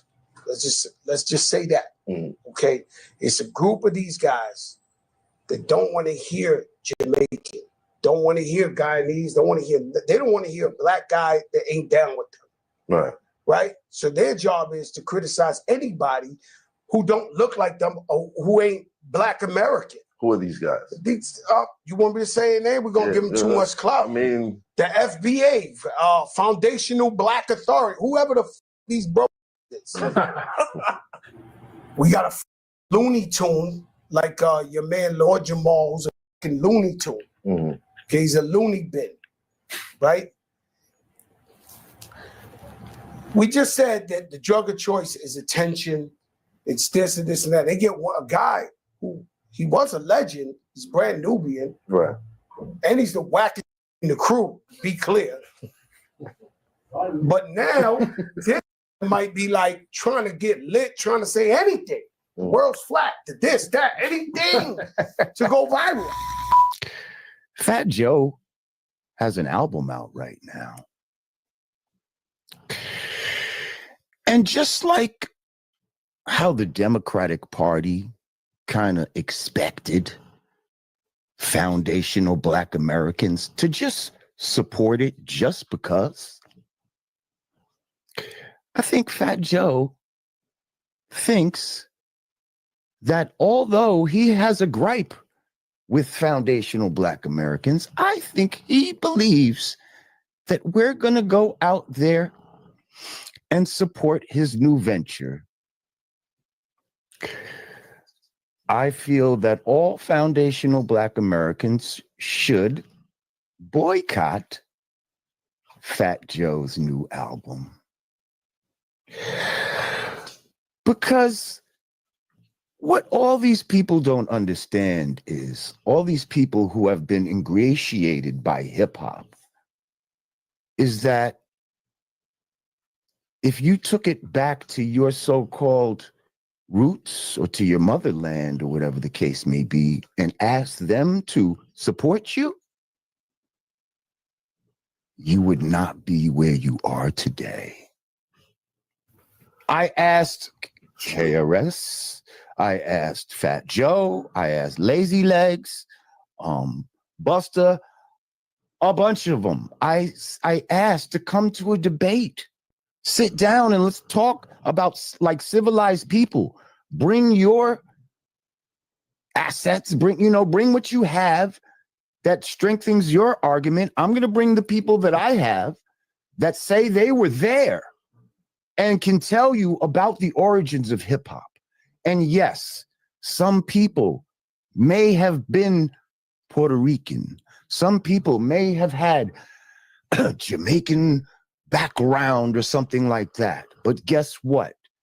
They were all doing and acting like foundational Black American youth. They weren't acting Jamaican. They weren't acting Puerto Rican when it came to interacting in hip hop circles. Even before the culture had a name, the culture was still there. And it was being influenced by foundational Black American youth using foundational Black American music as its base. We wasn't using any Puerto Rican slang. And not just Puerto Rican, anything. It's not about hating anything that doesn't look like you. These are non-arguments that people try to create to try to say that this is what people are upset about. No. We're upset about the fact that you can't just admit that the thing that you love, hip hop, that has brought you fame and fortune, was created by a people that you subconsciously look down upon. What's up, everybody? This is the world famous Ed Lover, and you.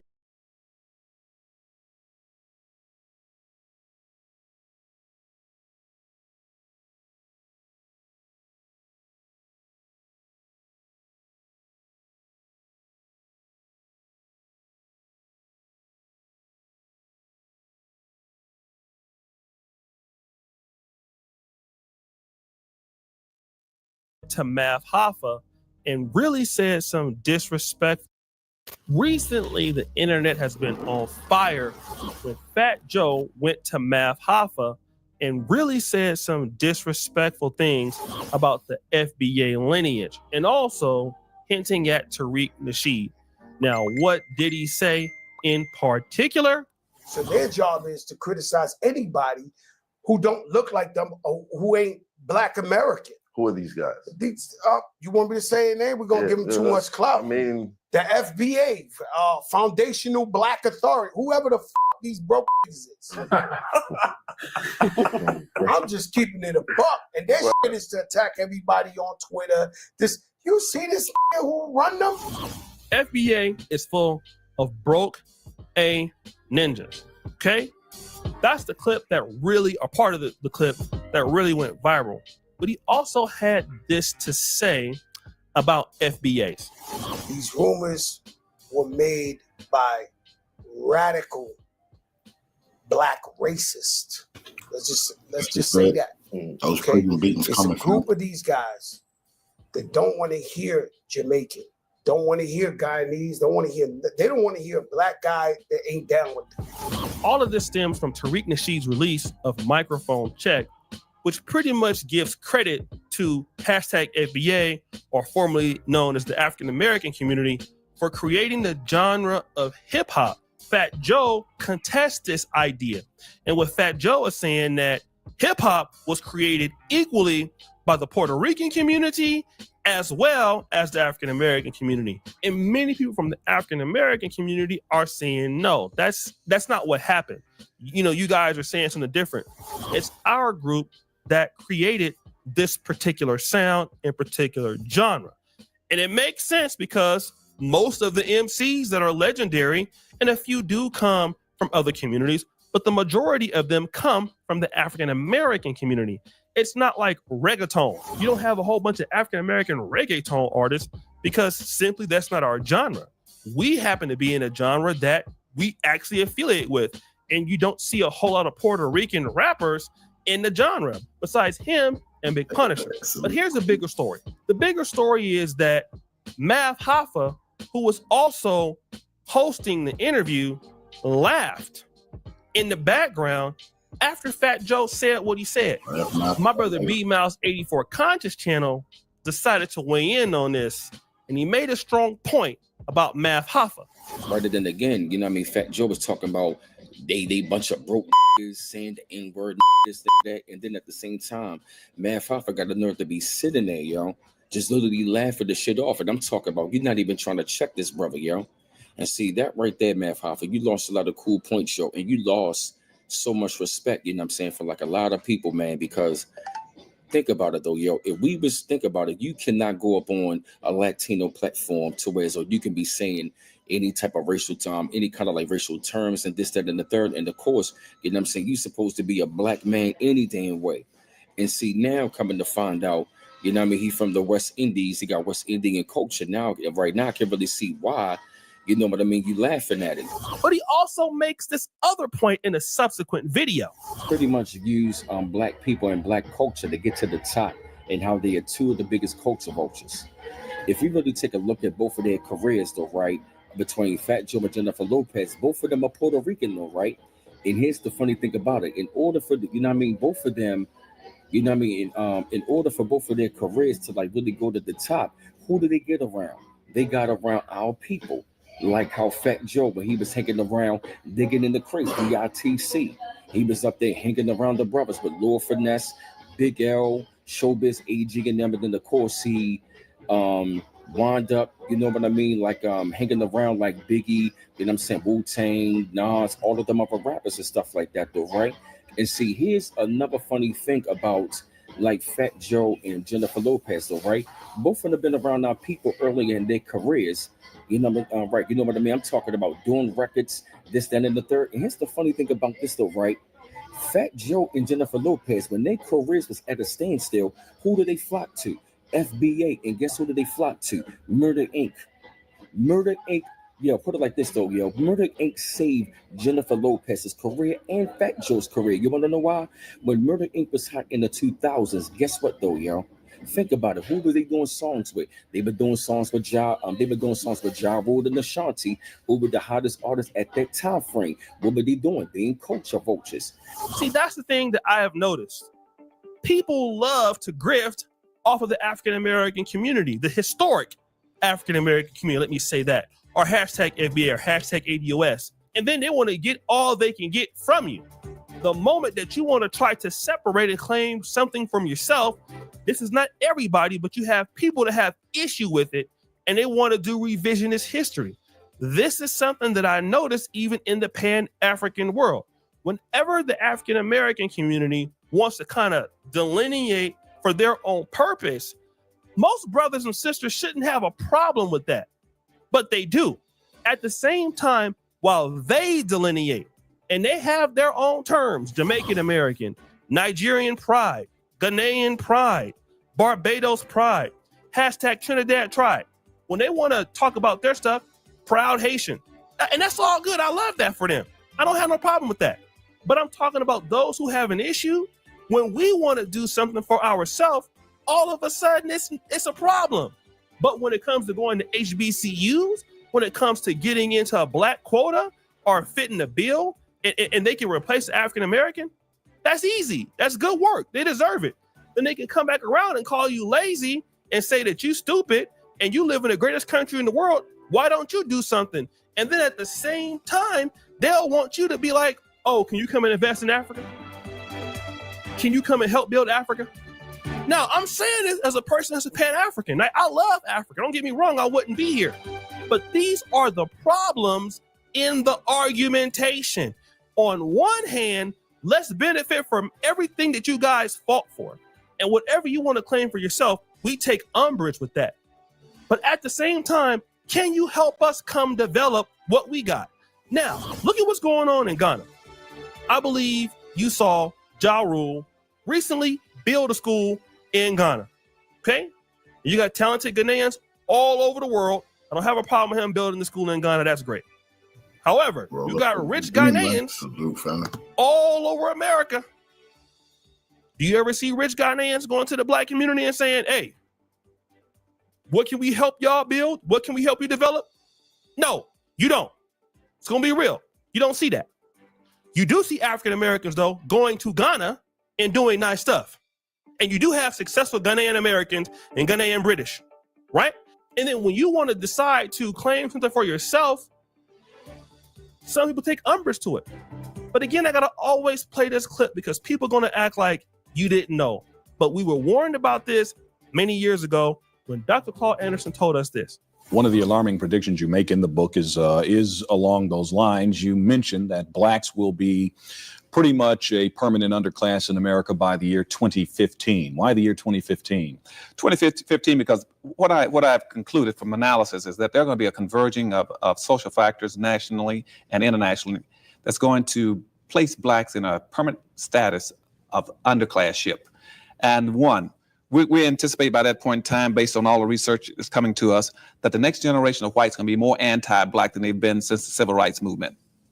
2, we anticipate by the same token about 86 million Hispanics coming into the United States and about 41 million Asians by that point in time, which is going to kick black folk out of being the minority in the society down to a minority. We've been number 2 in the society for 400 years as a group. We're going to become number 4. And if we have not gotten anything after being number 2 for 400 years, you guess what's going to happen when we become number 4. Because at that point in time, all the new groups coming into America, they're coming in higher than we are because this country operates off of a preferential acceptance program, which means that groups are coming in based on skin color, going from the lightest down to the darkest, light, yellow, brown, black. And that's what our immigration laws are based on. And black folk would not be able to penetrate through those groups to get to the white society when that happens, because those groups owe us nothing. They don't understand our problems and they are competitive with us, and we don't begin to be a little more aggressive about being in a competitive posture. They're going to eat our lunches. See, the issue is we have been fighting on the behalf of other communities, okay? And I hate to tell you guys this. This is somebody that governments come and ask, can you bring your community to our country? You know, can you put a tour to bring people to our country?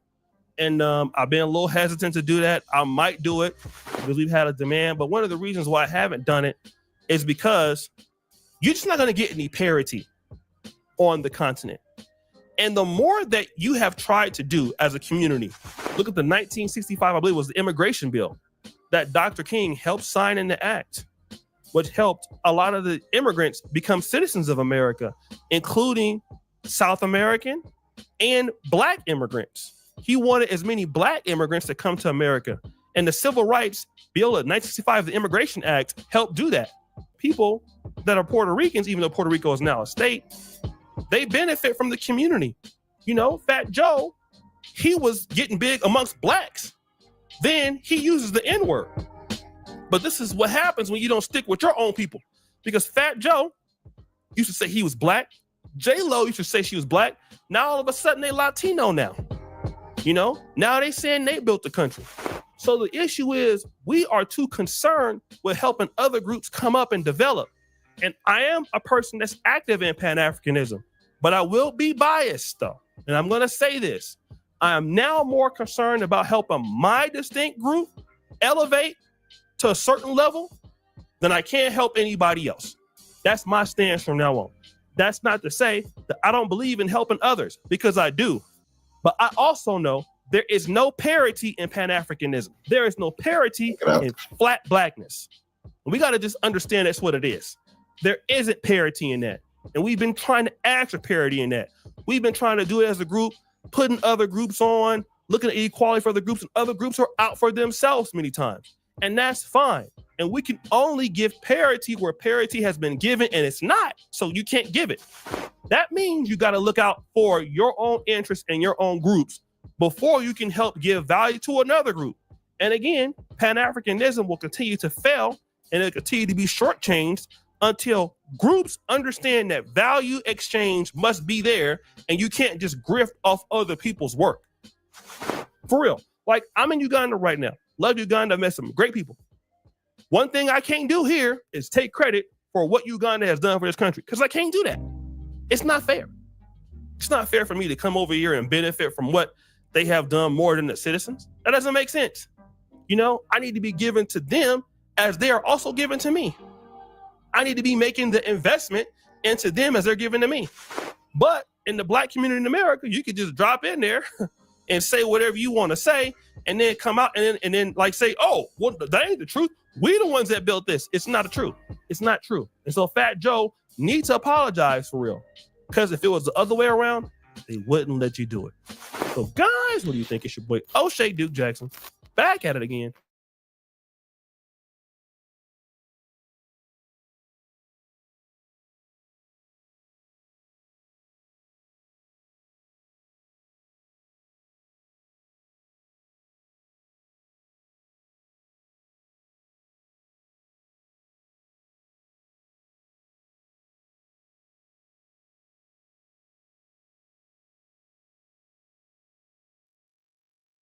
You know, I say stuff, Tim, and they always say I lie or I say too much. You know, I worked on an album with Biggie. We cut about 5 songs together. And how many songs did you guys do? I don't know, but a couple. Not maybe 8 songs, 10 songs, you know, like that. Joe is pretty entertaining. He entertaining. Yeah. He entertaining, especially when he lied. That's when he best entertaining. Long ago, Fat Joe came out and said he lied in 95% of his rhymes. What did you think of that? He told the truth for the first time, that he's a liar. That you can't believe nothing that comes out of his mouth. He's a liar. Fat Joe said his name, Joey Crack, comes from back in the day. The homegirls, when he got up, his ass crack would be showing. So they used to always call him Crack. First of all, Fat Joe is lying. That's number one. Fat Joe is lying. That is a lie. When talking about the greatest rappers from the golden age of hip-hop, it's impossible to leave out Fat Joe. The Bronx native with Puerto Rican and Cuban roots has undeniably left his mark on the culture. From dropping 13 studio albums to delivering hit after hit, Fat Joe has been a major force in hip-hop. Not to mention, he's also played a pivotal role in cultivating talents like the legendary Big Pun, who remains a symbol of pride for Puerto Rican MCs everywhere. But in recent years, Joe's iconic status has started to show a few cracks, mainly due to questionable behavior, shaky morals, and a tendency to exaggerate stories. One of the biggest criticisms being thrown Joe's way is his public support for Diddy, who's been drowning in controversy. You know, I know Diddy 30 years. I'm just praying. It's a very sad situation. I don't know enough about it. That's as far as I can go. I stood up last night, maybe 4 hours praying for him and his kid. With me, Puff Daddy used to chase me in my Beamers and Benzes, and I got ice on, and I'm I'm looking like this. And he's like, yo, crack, what's up? And this. Next thing I know, he's a billionaire. You get what I'm saying? So he was smart. He knew the branding business. Puff Daddy took everything. Many fans and peers in the culture feel that standing by Diddy at this point raises serious questions about Joe's judgment and loyalty to the community. But that's not all. Fat Joe has also developed a bit of a reputation for stretching the truth to the point where fans are starting to call him out for telling outright lies. It's pretty entertaining. He entertaining. He entertaining. Especially when he lied, that's when he best entertaining. Long ago, Fat Joe came out and said he lied in 95% of his rhymes. What did you think of that? He told the truth for the first time, that he's a liar, that you can't believe nothing that comes out of his mouth. He's a liar. A prime example is his ever-changing stories about his involvement with Biggie Smalls. Back in 2023, Joe appeared on Cam Capone's platform and dropped a bombshell. He claimed that he and Biggie had worked on an album together, recording 8 to 10 songs. According to Joe, the project was scrapped and most likely destroyed because it was so disrespectful, full of disses aimed at Tupac. We made a bunch of songs, you know what I'm saying? But they was like really disrespectful and hateful, and so he died, and they might have burnt them shits, to be honest with you. Because, you know, it was distasteful, you know what I'm saying, after the fact. And how many songs did you guys do? I don't know, but a couple. Not maybe 8 songs, 10 songs, you know, like that. Now, at first glance, it might seem believable. Joe and Biggie did have a documented relationship, but fans weren't buying it, and here's why. Joe's own words don't seem to add up. On Vlad TV in September 2018, he told a completely different story. During that interview, Joe said he and Biggie had been working on an album but only recorded 4 songs. He even mentioned that Puffy and the Hitmen were involved as producers. Fast forward to March 2021, when Joe was live with Swizz Beatz and Timbaland, and suddenly the number jumped to 5 songs. You know, I say stuff, Tim, and they always say I lie or I say too much. You know, I worked on an album with Biggie. We cut about 5 songs together. Now, okay, 4 to 5 songs, that could just be a simple mix-up, but 8 to 10, fans were quick to call cap, joking that maybe Biggie had come back from the grave to hit the studio for those extra tracks. The inconsistencies in Joe's story had people scratching their heads. Then there's the Tupac situation, which further complicates Joe's narrative. Back in 1995, Joe was on the radio discussing the infamous East Coast versus West Coast beef. During that broadcast, he said some things that allegedly caused tensions with Puerto Rican inmates who were loyal to him. Joe claimed he ended up smoothing things over by speaking directly with Pac on the phone. According to him, they cleared the air, and there was no animosity between them. Joe even said he sent a message to Charlie Rock LD asking him to hold Pac down in prison. And they asked me the question, yo, Joe, what you think about Tupac and all that? I said, yo, he's cool, but, you know, if they step to me, it's going to be some shit. Yeah. Tupac's locked up upstate in New York. The Puerto Ricans hear that, and they're Poppy, Tupac got beef with Fat Joe, yo. Tupac was like, yo, these Puerto Ricans is on me. Like, you said something in the radio. I don't got no problem with you, Joe. Like this, I know what's up, this. And so, you know, we sent the kite out to the Puerto Ricans and be like, nah. Now, on the surface, this might seem like a positive story, Joe playing peacemaker. But here's where things get messy. If Joe had spoken to Tupac and there were no issues, then why would he turn around and diss Pac on records? It's confusing to say the least. Fans were left wondering what really went down because the timelines and actions don't add up. If Pac allegedly told Joe there were no problems, why send a kite to Charlie Rock? And if everything was cool, why would Joe allow himself to get involved in diss tracks aimed at Pac? In December 2021, Lil Cease sat down with Vlad TV and shared some revealing insights about Biggie's feelings toward Tupac and diss tracks. According to Cease, Biggie was adamant that he didn't want to fuel the beef further and made it clear to Junior Mafia that recording diss tracks was off limits. He even warned them, saying, "If any of you guys record this track, I'm no longer messing with you." That's how strongly Biggie felt about staying above the fray. Cease claimed that no one in the crew went against Biggie's wishes, which speaks to how much weight Big's opinion carried. Then, in January 2022, Cease appeared on The Art of Dialogue and gave more context, this time directly addressing rumors about Biggie and Fat Joe allegedly working on an album together. Cease, who was with Biggie almost every day, shut those rumors down. saying he had never heard of Biggie recording songs with Fat Joe. He explained that while he might have overheard Big and Joe discussing the possibility of collaborating, no actual tracks were ever recorded. Seen an interview from Fat Joe, and he said that him and Biggie was working on an album together, and he said that they had a whole lot of Tupac disses on the album. I don't think so. I'm sure I was around. I was around for a lot of stuff, and I didn't hear none of that at all. Cease also made it clear that Big wasn't the type to create full-on diss tracks aimed at Tupac. He might throw in a subliminal jab here and there, but a full-on diss, that wasn't his style. Ultimately, Cease expressed doubt that such an album or even a collection of songs existed. Interestingly, there's a rumor about a clip that allegedly surfaced on World Star Hip Hop a few years back, where Diddy himself addressed the claims of an album between Biggie and Fat Joe. Supposedly, Diddy said he had no knowledge of such a project, making it impossible to confirm or deny its existence. However, since the actual clip can't be found, it's become one of those stories lost in the ether of hip-hop lore. Fans remain skeptical, though, since Diddy is known for being all about his money. It's hard to believe he'd let any of Biggie's unreleased material, especially during an era where posthumous releases were booming, sit and go to waste. On the other hand, if the alleged tracks were full of Tupac disses, it's also understandable why Diddy might have shelved them to avoid further controversy. Cuban Link, another voice in the conversation, has also cast doubt on the existence of any such songs or an album.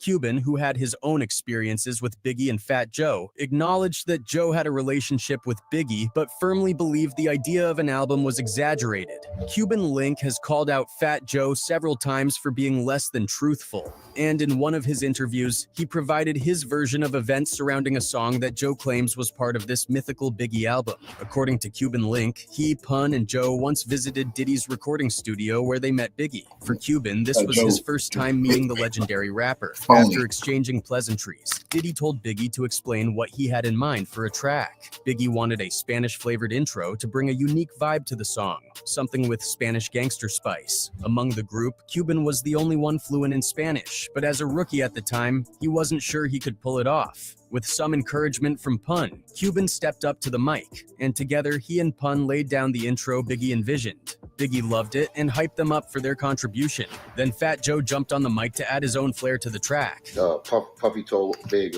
Now listen to what they saying, Cuban. The closest Fat Joe ever got to a fucking song with Biggie was Cuban Link and Big Pun doing a Spanish intro for a Biggie song. Just an intro. Y'all know what the intro is? Just a little ski taste at the beginning. This nigga took getting on a ski taste, and he didn't even know how to speak Spanish like that, so it was Cuban Link and Big Pun. Then he went on there just so he could say I was on a song with Big. Turned that into 8 songs and a Tupac diss album. Man, this clown. Hey, yo, tell them what you want from them so they could do it in the studio. You know what I'm saying? Maybe they could do it. You know, so you say you wanted some Spanish shit. You know what I'm saying? And Pun and Joe, was there. And Pun looked at me. Okay. Now I was the rookie at the time, real rookie. Like, shit, do this. So they both put me to do. Right? So me and Pun went. So then after me and Pun went and did our stuff. Biggie was like, yeah, he was hyped up. Then Joe went in there and he put his spice on top on a separate track by himself. Here's where things get messy. Cuban Link claims that Fat Joe is now taking credit for the Spanish intro that Cuban and Pun created. He alleges that Joe is using a snippet of this track to push the narrative that he and Biggie recorded an entire album together. He used that little snippet right there to sell the fact that he did an album with Biggie. Incredible liar. See? You see? Now you get it? He mythologically come up with a Biggie diss album on Tupac, him and Biggie off a little snippet that he barely was on. Now you see why he feel like he created hip hop. You do a little bit of nothing and you want to take it all. Disgusting. Cuban sees this as a blatant exaggeration and has been vocal about calling Joe out for it. For Cuban, the truth is simple. There was no album, just a single track with a collaborative vibe in the studio. But Fat Joe's controversial stories about Biggie and Tupac aren't the only things stirring up drama. In 2022, he sat down for an interview and made another bold claim, this time saying he was responsible for getting Trick Daddy and Pitbull their record deals. I put him on. I took his made sure that they played it. They wasn't never going to play it. 6 months later, he was rich. Lies. Pitbull, I took his demo and got him signed. When he fell off Trick Daddy. I took his and got him signed. However, that didn't sit well with Uncle Luke, who wasted no time calling Joe out on Instagram. Luke, a Miami hip-hop pioneer, set the record straight with a detailed response saying, "I love Joe, but I find this very interesting because I discovered Trick Daddy. He did his first song with me as soon as he got out from being locked up, and he stayed with me. I also discovered and signed Pitbull to the platinum-selling Luke Records label. He did his first songs with me. Because I'm from Miami, I felt the importance of signing a Cuban rapper, so I discovered him off of battle rap tapes." Come on, man. This leech, the whole world know this leech fell off in New York. Miami saved his ass, revitalized his whole fucking career when Cash Money Boys, Lil Wayne, DJ Khaled, he started hanging with Rick Ross. And then this thing you know, he Christopher Columbus. This nigga's a conquistador. He discovered hip-hop in Miami. Maybe I'm missing something here. I do have the receipts. By the way, because you don't see me in all the videos and birthday parties, yes, I found DJ Khaled on Underground Radio Mix 96 and brought him to mainstream radio. Luke's response was backed by none other than NFL legend Deion Sanders, who chimed in with a comment that added fuel to the fire. "Tell them, hero. Sometimes they forget. Luke always been that dude. He was one of my heroes and still is. Y'all have no idea what this man fought for. The music you listen to today is because of his heart, conviction, and willingness to fight for what he believed in." After the backlash, Fat Joe went live with Uncle Luke to clarify his statement, but the explanation left fans cringing. Joe tried to backtrack, saying he wasn't claiming to have discovered Trick Daddy and Pitbull, but that he was the catalyst for getting them signed. However, the video showed Uncle Luke looking visibly confused and skeptical as Joe attempted to explain himself. Fans were quick to call out Joe, pointing out how disjointed and unconvincing his explanation was. Now, I know you discovered Trick. I know you discovered Pitbull. I never said I discovered them. Luke took his demo out of love for hip-hop. Even Trick Daddy weighed in on the situation. In his view, the idea of an East Coast rapper like Fat Joe helping a Miami artist get a deal didn't make sense, especially back in the day when there was significant tension between East Coast and Southern rappers. Trick stated plainly, there was no Southern artist that was doing any kind of work or had affiliations with the East Coast rappers because they weren't on good terms. So for him to think that somebody from the East Coast would go get a brother from the South, let alone Miami, and take his music to go get him a deal with no points or strings attached, I don't see that happening. Like I said, I love Fat Joe, love him like a brother. I believe that he loved me like a brother. As far as him hearing about me or hearing my music and taking it to somebody. Nah, that's disrespectful as fuck, because anybody who lived through them times, remember, everybody, all my people in New York salute to you, but everybody in New York was complaining that everybody was trying to sound like the South. Cameron came to South, everybody coming to South. The things had changed. And this before Atlanta blew up. This when Miami was the motherfucking shit. This when them boys had it all. Everybody was platinum. They was really eating big time. Cash Money had moved down there and made their way down there. And so did Fat Joe. He discovered nothing. Fucking fat phony just went there and started acting like he was from the South. All that Brooklyn, all that wherever he said he was from, the Bronx, that was out the window. All that was gone. Now he no longer was a New York kingpin. Now he's a Cuban drug lord from Miami. What a joke. To hear it, probably did. So for me to think that somebody from the East Coast would go get a brother from the South, let alone Miami, and take his music and go get him a deal with no points, no strings attached, no nothing, that I don't see that happening. Fans found Trick's perspective to be perfectly logical, especially given the cultural divide at the time.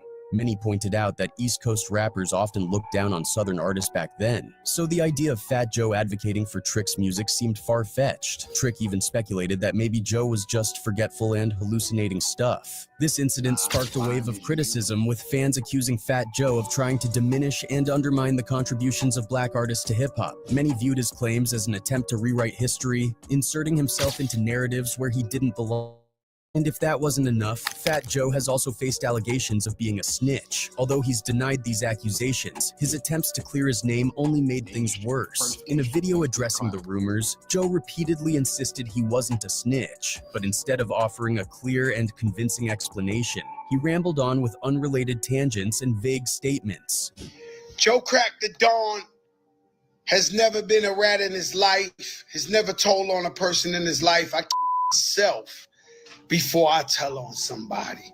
Today's about love or hate.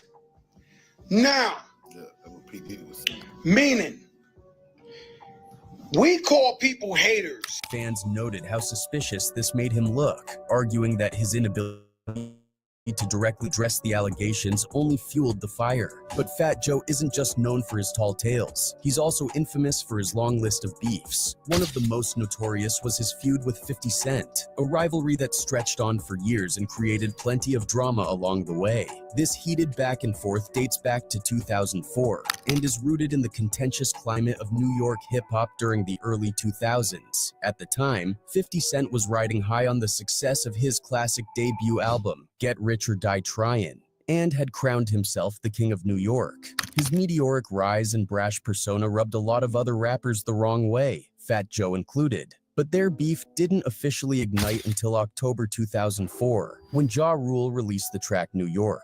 On the song, Ja Rule took aim at 50 Cent, and both Fat Joe and Jadakiss were featured. To 50, this was a clear sign that Fat Joe was siding with Ja Rule in their feud. And if you know anything about 50, you know he doesn't let things slide. In response, 50 dropped a diss track aimed at every New York rapper he had issues with, making sure to take direct shots at Fat Joe. Joe didn't hold back either, claiming in interviews that he would punch 50 in his face. Things escalated further when 50 called into DJ K-Life's show on Hot 97 in February 2005 to diss Joe live on the air. Joe, hearing this, quickly called in himself, firing back by calling 50 a fake gangster and blaming his antics on steroids.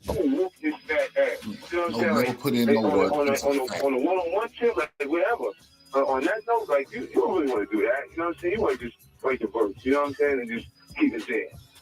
Tell me where to meet you. I'll walk down there one deep and I will knock you out. It's simple. It's so simple because at the end of the day, he ain't built like that. So when he look at Joe Crack eyes, he ain't gonna want it like that. By June of that year, Fat Joe dropped his album All or Nothing, which featured the track My Fofo, a clear diss aimed at 50. The tension came to a head at the 2005 MTV VMAs where both rappers were present. During his speech, Fat Joe made a jab, saying, "I'd like to thank G-Unit for all the police protection tonight," implying 50 Cent was working with law enforcement. Absolutely not. I never forget. Remember what Pimp C said? Pimp C was there. Pimp C said, all of these niggas talking about they gonna do something to 50 Cent. I seen 50 Cent walk right by these niggas. He talking about Fat Joe too, nigga. See, Fat Joe acting like I would have punched 50 Cent, but all the police was here. That ain't what Pimp C said. Pimp C said 50 walk right by this nigga and you ain't even flinch, nigga. You're looking at the ground, Fat Joe. Then you run on stage talking about all the cops. Or I would have, nigga, please. You just was woofing, nigga. I like to tell the people home, I feel so safe tonight with all this police protection courtesy of G-Unit. 50, never one to let an insult go unanswered, clapped back during his performance, cursing Joe out on live TV alongside Tony Yayo.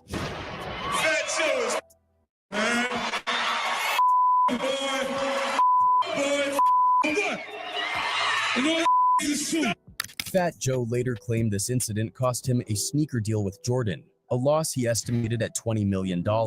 Later that year, 50 Cent released Window Shopper as part of the Get Rich or Die Tryin' movie soundtrack. He didn't stop there. He dropped an alternate version of the song to take shots at Nas, Ja Rule, Jadakiss, and of course, Fat Joe. In 2008, the feud reignited when G-Unit released the mixtape Return of the Body Snatchers, featuring the track I'm Leaving, where 50 went directly at Fat Joe again. Joe responded by calling 50 obsessed with him in a video that surfaced online. That same year, Fat Joe released his album The Elephant in the Room, and 50, Ever the Troll, dropped the Elephant in the Sand mixtape on the exact same day.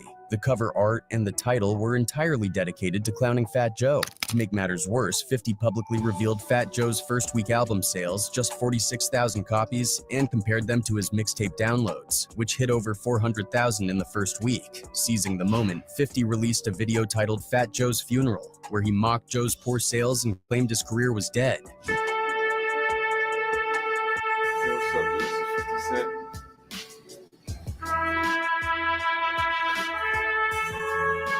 Yeah, his team was dead for Miami. Fat Joe's project actually scanned 46,000.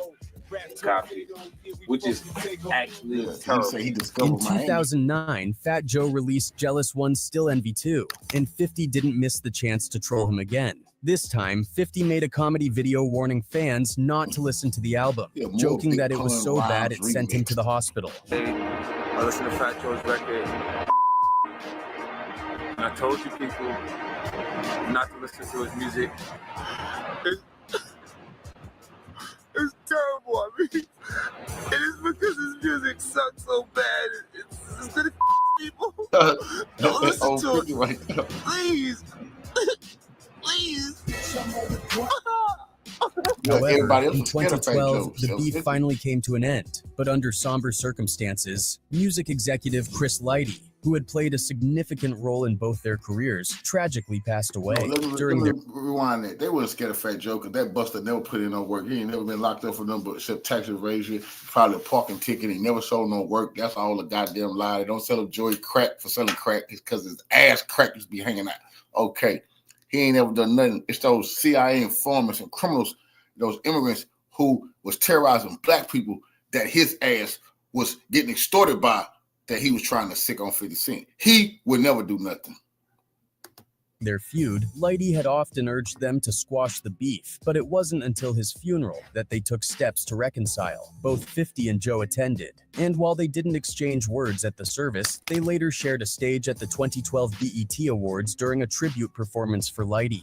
During rehearsals, the two finally made amends. From that point forward, Fat Joe and 50 Cent officially squashed their beef. Since then, they've been spotted together on multiple occasions, whether performing side by side or just hanging out. But Fat Joe's controversies don't stop at beefs and questionable claims. He's also found himself tangled up in legal troubles over the years. One of the earliest incidents dates back to September 8, 1998, when Fat Joe and Big Pun were arrested for assault. The charges stemmed from an incident on June 14th that year, where they allegedly hit a man with a baseball bat and stole his gold chain. Although serious, it wasn't the only... Big Pun hit him with the baseball bat. Big Pun hit Jay-Z across the head with a champagne bottle. It was Big Pun putting in the work, not this nigga, this phony right here.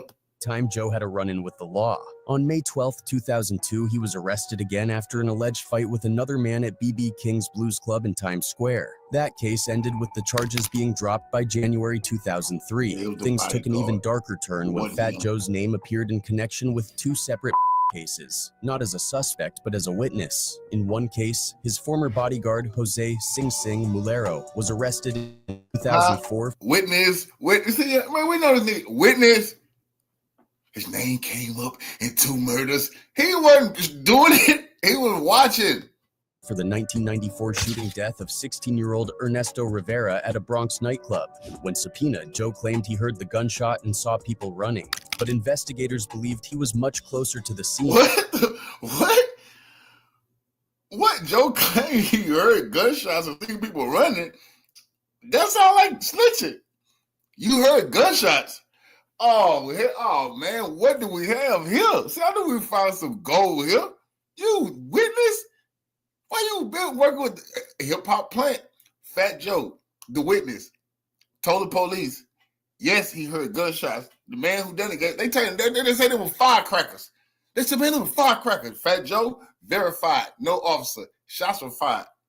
Everybody say nobody was running. Officer, Fat Joe, no officer. Some men were running. Oh my goodness.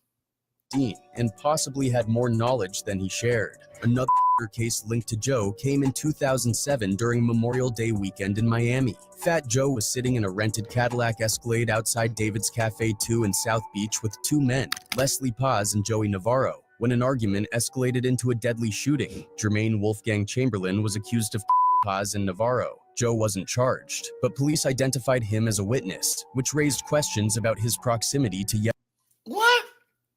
How every time some beef get to jumping, Fat Joe, the boss, the killer, the gorilla, the head buster. Man, we said Dirk was fake. Everybody said Dirk was fake. Well, at least the officer said they seen Dirk Banks' hand hanging out the window, firing shots in Atlanta, and we don't want these rappers to actually be doing any of this shit. But Fat Joe would say he a real gangster and that Dirk was just a fairy tale writer. Well, they said Dirk was hanging out the window shooting We yet to hear any time of gangster shit went on the scene Fat Joe was doing any of it. Where he was always a witness. He's a witness in hip hop. I told y'all that shit, man. He just wrote down what he seen other people do. I told y'all that shit, man, and rapped about it.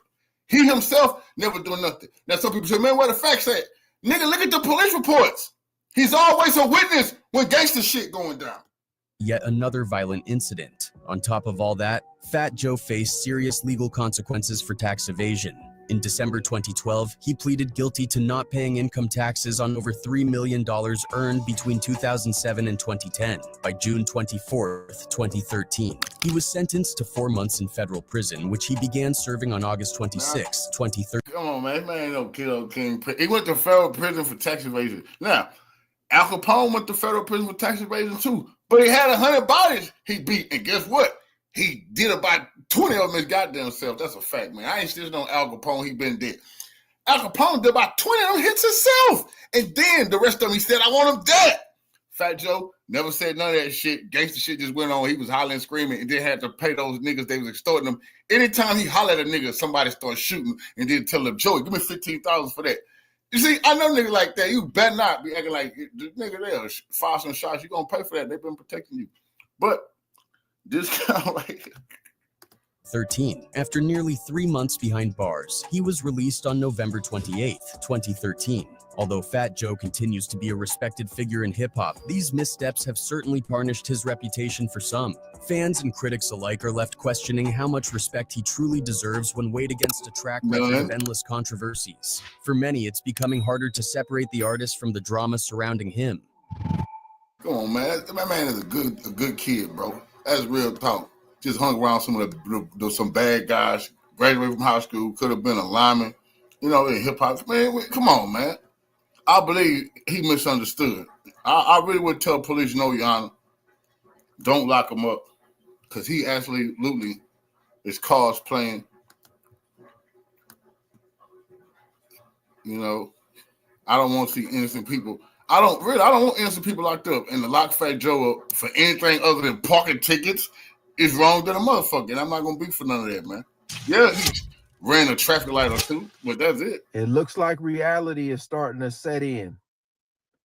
Diddy's huge prison meltdown revealed as rapper remains in hellhole jail. They're saying that Sean Diddy Combs had a festive meltdown in a notorious hellhole prison because he couldn't believe he was still behind bars there, it was claimed. A panicked Diddy reportedly pleaded with guards to be taken to a prison hospital for observation, claiming he thought he was having a breakdown on Thursday. The guards at Brooklyn's Metropolitan Detention Center refused his request, according to a source close to the rapper who was locked up in September.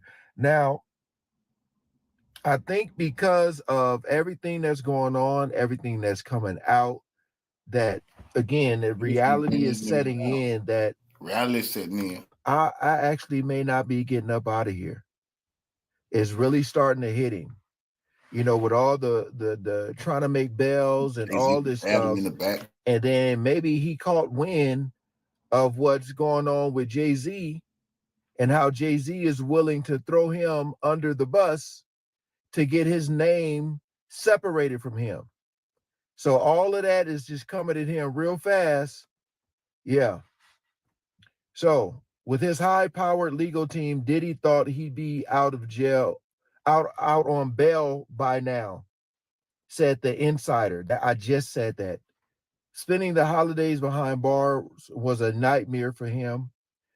He eventually managed to calm himself down with the meditation technique he's been using while he's been behind bars. It took him a few hours of deep breathing and focusing to get out of the bad space he was in, but he finally managed it. Yeah, so he's in there meditating. Because again, man, you got to think about it. To go from the lifestyle he had to now his new reality is it's like shocking. It's like, wait a minute, because it's like it's a huge holiday. You got Christmas, and you all of these Christmas you done did these whatever he does, and you know he was in jail now, so he's probably just like, oh my goodness, you know, he's thinking like, dang, New Year's is around the corner. I can't do nothing for New Year's. I ain't partying. Like, are you thinking about all these holidays and times he spent with the family? Yeah, yeah, it's hitting him. A source close to Diddy, however, denied the claims, telling DailyMail.com the rapper is staying strong in jail, despite missing his family a great deal at Christmas, which is a time he always spends with his children. Diddy's alleged meltdown comes as a judge ruled that an Alabama woman who says she was, you know what, by Jay-Z and Diddy, can proceed anonymously. Like, she ain't got to show her face no more. And like I said, the fact that Jay-Z, the lawyer, this is coming from the lawyer, said he don't have a friendship with Diddy. You know, it was just a work thing. And, you know, that he's willing to throw him under the bus. I know Diddy's like, oh man, like I know he is losing it. Although they say this is to be alleged, I can truly see this happening. Diddy faced a bleak Christmas in a Brooklyn jail. The disgraced music mogul allegedly continues to refuse meals while in lockup, and he waits for his criminal trial on what he's being charged for. I can't repeat those words. Like I said, he got the money to get to commissary so he can kind of get what he want, probably try to bribe people and make his days a little easier while he's in there. But again, the reality is setting in. In a recent court appearance, Combs was described in reports as being astonishingly thinner and grayer after spending the last 3 months behind bars while cameras were not allowed in the federal court. Law and crime reporter Elizabeth Milnew described Combs looked starkly different from how he appeared in a video playing Hacky Shack in Central Park just days before he was arrested on September 16th.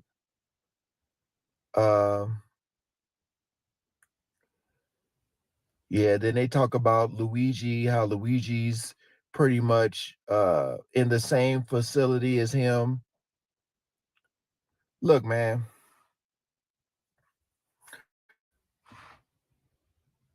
It's gonna be a lot of stuff here that's coming up that I'm not gonna be able to read. I'm gonna have to talk in code, so it's not even worth reading. I'll just give a little.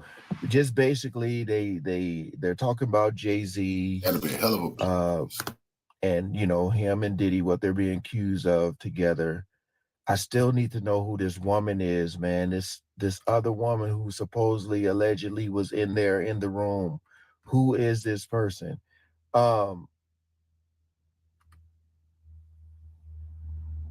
If Diddy is found guilty, I say if because we don't know. If Diddy is found guilty, I think they're gonna really, really pursue Jay-Z, because you don't get to see like these powerful people being taken down. So if Diddy gets found guilty, I think they'll find it a little bit easier.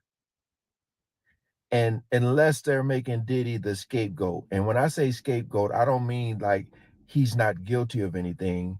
I mean like they're gonna try to put everything on him, like he was the only one involved in these things. That will be easy for them to do. And again, I don't know when I say if Diddy's gonna try to come out and say some stuff and they're gonna try to take him out, you know, or they're gonna ship him to an island or something. I don't know. but that's not out of the question either.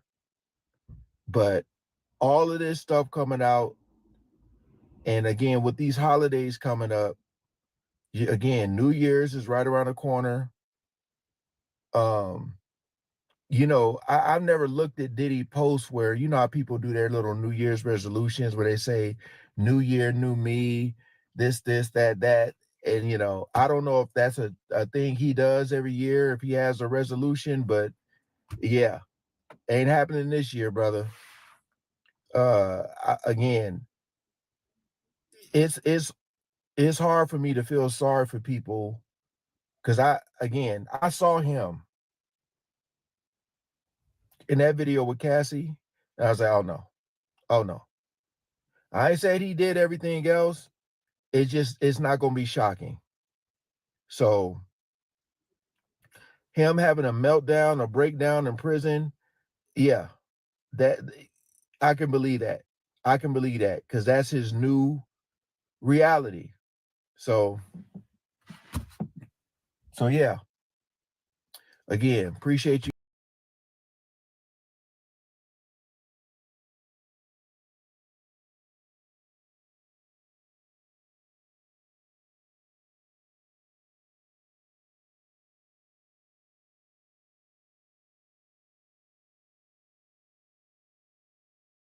What's up, guys? How y'all doing today? Well, baby, if your name is Diddy, the source, the magazine of hip-hop, music, culture, and politics, is now saying that Diddy is facing pressure to cooperate with prosecutors in exchange for a bond.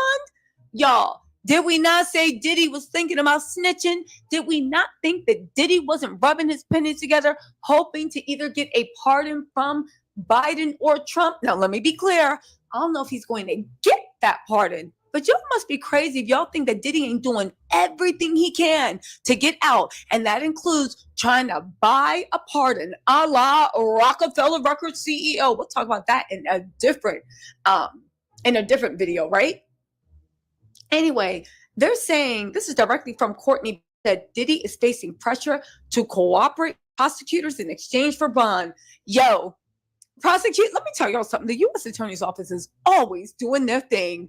The fact that they got Diddy, there have been rumors that he had a meltdown in jail, and this is the saddest Christmas ever, and he's so sad. And prosecutors were like, you know that Tyler Perry thing where he was like, where she sat down with a mad black woman, and she sat him down, Kareem. I think they heard Diddy crying. They heard this, they heard that, him trying to make tattoo ink out of like crushed up roaches' legs, right? And rat hairs. And I think they're like, what? You don't like oodles and noodles. You want some what? Some crab legs. You want some crab legs? You want a seafood boil? You want some lobster steak fettuccine? You can have all that if you open your mouth. Oh, baby, you can get out all you want. You just got to open your mouth. Now, the question is, who's he going to snitch on? You think he's going to snitch on Jay-Z? You think the prosecutors are turning, the U.S. Attorney's Office are turning their attention on Rockefeller Records? You think something's going on? No, we don't know. Let's move on. Anyway, they said 2 weeks after his first denial for bond, embattled Bad Boy Entertainment CEO Sean Diddy Combs finds himself at the center of a legal storm that shows no sign of quieting. Facing mounting pressure from prosecutors, insiders now claim Diddy has been offered a chance at freedom, but at a cost that could send shockwaves through Hollywood and beyond. According to reports from celebrity insider Janet Charlton, prosecutors are pushing Diddy to reveal the full extent of those allegedly involved in his rumored misdeeds. Sources suggest that the authorities cast a wide net, demanding details on celebrities, outlets, studio heads, agents, and powerful business figures who may have played a role in Diddy's legal troubles. Charlton's source claims that while Diddy has remained silent thus far, the temptation of bail and the possibility of a lighter sentence looms large. She said, Diddy is being tempted to start naming names, and if he cooperates, he could likely be granted bail until his trial. However, Diddy's refusal to cooperate may not last forever. The insider hinted that the revelations could be seismic if Diddy eventually speaks out. They said the list of people involved will shock the world, the source teased, raising speculation about how deep the investigation may reach. Listen, they want to know thoughts. I got some thoughts, right? First of all, and this is a very serious talk. Do you honestly think, well, let me just say it. Do you think this story was planted by Diddy's team? I'm not, first of all, it's in the source, right? And this is no shade to the source, like they got reporters and stuff. But what I'm trying to say is something like this would have been leaked on like ABC News, 2020, CNN, or even the federal prosecutors, right? Everybody is under a gag order. The federal prosecutors are being quiet. This seems to me to be, could be true, of course, right? Or it could have been information that was planted in order to send shockwaves through the community of the people that are throwing Diddy under the bus. Remember, there were reports that Jay-Z is distancing himself from Diddy and he will do anything he can to save himself. And I said, I mean, if you innocent, I feel you. I'd do anything I want to save myself too from being associated with him. But in a different parallel universe, let's call it Earth 2, where Jay-Z may not be completely innocent of, I don't know, various things. Busby did say there were several lawsuits. Side note, once Busby found those as lawsuits, he said there were several lawsuits, and you know that Busby is doing everything he can to vet those lawsuits right now. And when they drop on Jay-Z's head, oh my God, they are going to be something. But let's get back into this. Do you think because Jay-Z made such a public show, he made such a public show of saying that he was cutting ties with Diddy and he ain't got nothing to do with that, and Diddy's the one accused of 8 crimes, and Diddy's the one that did this, and Diddy's the one that did that. Do you think, and again, if he's innocent, go ahead. I would do the same thing. I ain't got ish to do with this. But do you think that Diddy is trying to send a message to Jay-Z and everybody else that may have partied with him that it's not safe? And if he goes down, everybody goes down. Because let's be real, even if Diddy talks, right? What's he going to sit there? They made me do it. They offered me millions and they had no choice. He's still going to get serious jail time.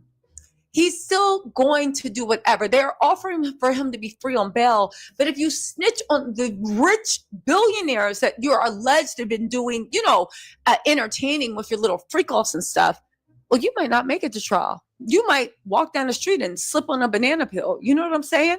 So the only people you could really safely give up that would ensure the safety of you and your loved ones, that nobody gets the Epstein special, is to give up your peers, your coworkers, other big celebrity names. But giving up other big celebrity names isn't going to, I don't think that's going to hit the same way with the feds. I don't think they're going to offer that same deal, because it's just like, okay, fine. You threw in, let's just say, play hypothetical. You threw in Jay-Z's name and Kelly Rowland's name, right? Let's just say like that happens. You threw in Jay-Z's name. You threw in Kelly Rowland's name. You threw in all these people's names. Okay, so they were doing this, but did they do anything illegal? Are they your co-defendants? Are they your accomplices? Or were they filmed without their permission? You see what I'm saying? It's not so cut and dry. So the prosecutors would be like, okay, out of all these names, who can we actually press legal charges against? None of them? Well, then no, your sentence isn't really getting reduced. But what could happen is that, and I know y'all see where I'm going, it's going to publicly humiliate them. It's going to embarrass them. It's going to ruin their business deals. The same way Diddy lost Ciroc and Diego, alcohol distributors and all this stuff. Maybe Diddy's mad that he's the one taking the fall for something everybody enjoyed. And now he wants to see other people lose their, livelihood, lose their sponsorships, and at the very least, lose their public respect. Again, I don't know. The story could be true. When I say true, I'm sure the source had a source that gave it to them. I'm just saying, I wonder if this is information that was whispered around and planted in media so people would get a different idea of what's going on than what's actually going on. Anyway, y'all, let me know what you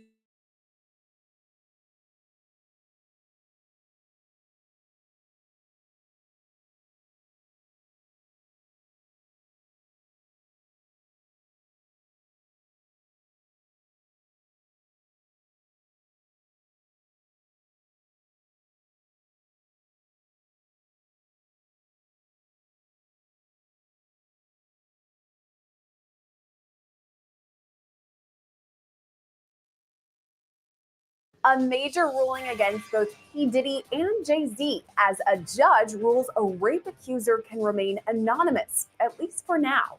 And the judge gets spicy in her ruling too, calling out Jay-Z's attorney for filing what she says is a litany of motions that are a waste of judicial resources. But before we can get into this latest motion, let's take a few steps back to look at the basics. Sean Combs, P. Diddy, has been living at the Metropolitan Detention Center for the past 3 months now.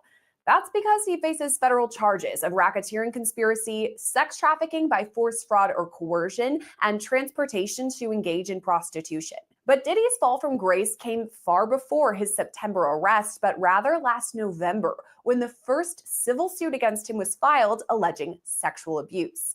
Since then, there have been almost too many civil lawsuits to keep up with, and another high-profile name has recently made its way into a filing: Jay-Z.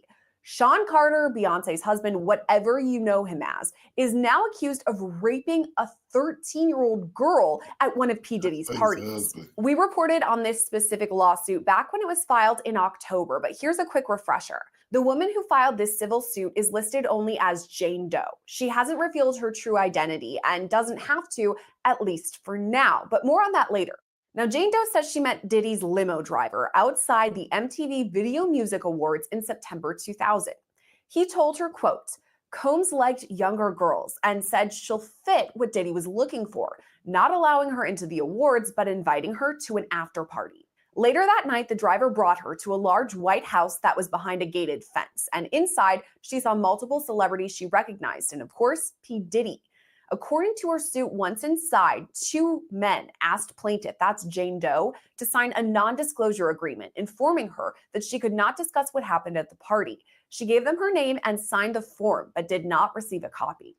Eventually, Jane Doe accepted a drink at this party. She says it was a reddish-yellow mixture and tasted like orange juice, cranberry juice, and something else bitter mixed in. Jane Doe now believes Diddy or one of his associates slipped something into her drink. After all of this, Jane Doe had some of the drink. She says she started feeling woozy and wanted to lie down. So she went into what she thought was an empty room, but did not lock the door. The next part is a direct quote from Jane Doe's lawsuit, and it's pretty disturbing. Quote, soon after, Combs, along with a male and female celebrity, entered the room. Combs aggressively approached plaintiff Jane Doe with a crazed look in his eyes, grabbed her, and said, you are ready to party. Okay, I know you're multitasking when you're watching our videos, and if you're out running errands, listen up. I have to tell you about this free app called Upside that gets you cash back on daily essentials. 25 cents back on every gallon on your first tank of gas. In the original filing, Jane Doe listed the other people in the room as Celebrity A and Celebrity B. We all knew that Celeb A was a man and Celeb B was a woman. There had been rumblings that Celebrity B is actually Jennifer Lopez, who was Diddy's girlfriend at the time, but that has not been confirmed. What has been confirmed, though, at least according to Jane Doe, is that Celebrity A is Jay-Z. In December, Jane Doe amended her lawsuit to publicly name Jay-Z, alleging he raped her that night. And again, reminder, she's only 13 at the time. Jay-Z completely denies these allegations. He's made a motion earlier this month even for Jane Doe to reveal her identity. And that's not the first time we've seen this tactic, and the last time it actually worked. We reported on this too. The original Jane Doe, who filed civil suit against Diddy in late 2023, the one who included pictures in her lawsuit, was just recently ordered to reveal her name publicly. And that's when we learned that Jane Doe is actually Anna Kane. She's known mostly as the ex-wife of hockey player Evander Kane. So following this same pattern, Jay-Z's team filed a motion demanding Jane Doe make her name public. Here's what his team wrote. Admissions by the plaintiff, meaning Jane Doe, and damning admissions by her own father in a December 13 revelatory NBC interview cast yet further doubt on a claim that was obviously false from the start. The timeline, location, and occurrence of events alleged in plaintiff's complaint are rendered impossible by these admissions. She claims her father picked her up after the assault, and this next part they mean to write, he took a 5-hour trip. She claims she spoke with musician Benji Madden that night. He was not even in New York. She claims the assault took place at an after party hosted in a private residence. Photos show Mr. Carter at an after party at a nightclub. When pressed by NBC, plaintiff was forced to admit, I've made some mistakes. I may have made a mistake in identifying. Not all faces there are as clear, and even that she was guessing about key details, including the time it took to reach the venue. What is more, she admits she does not have a single corroborating witness over the last 24 years. In this motion, Jay-Z's team calls for an immediate preservation order, suggesting that Tony Busby, Jane Doe's attorney, could destroy key evidence in the case. The filing even says there's a substantial risk that this may happen. So Jay-Z wants this preservation order, but if not that, he wants the lawsuit completely thrown out and dismissed.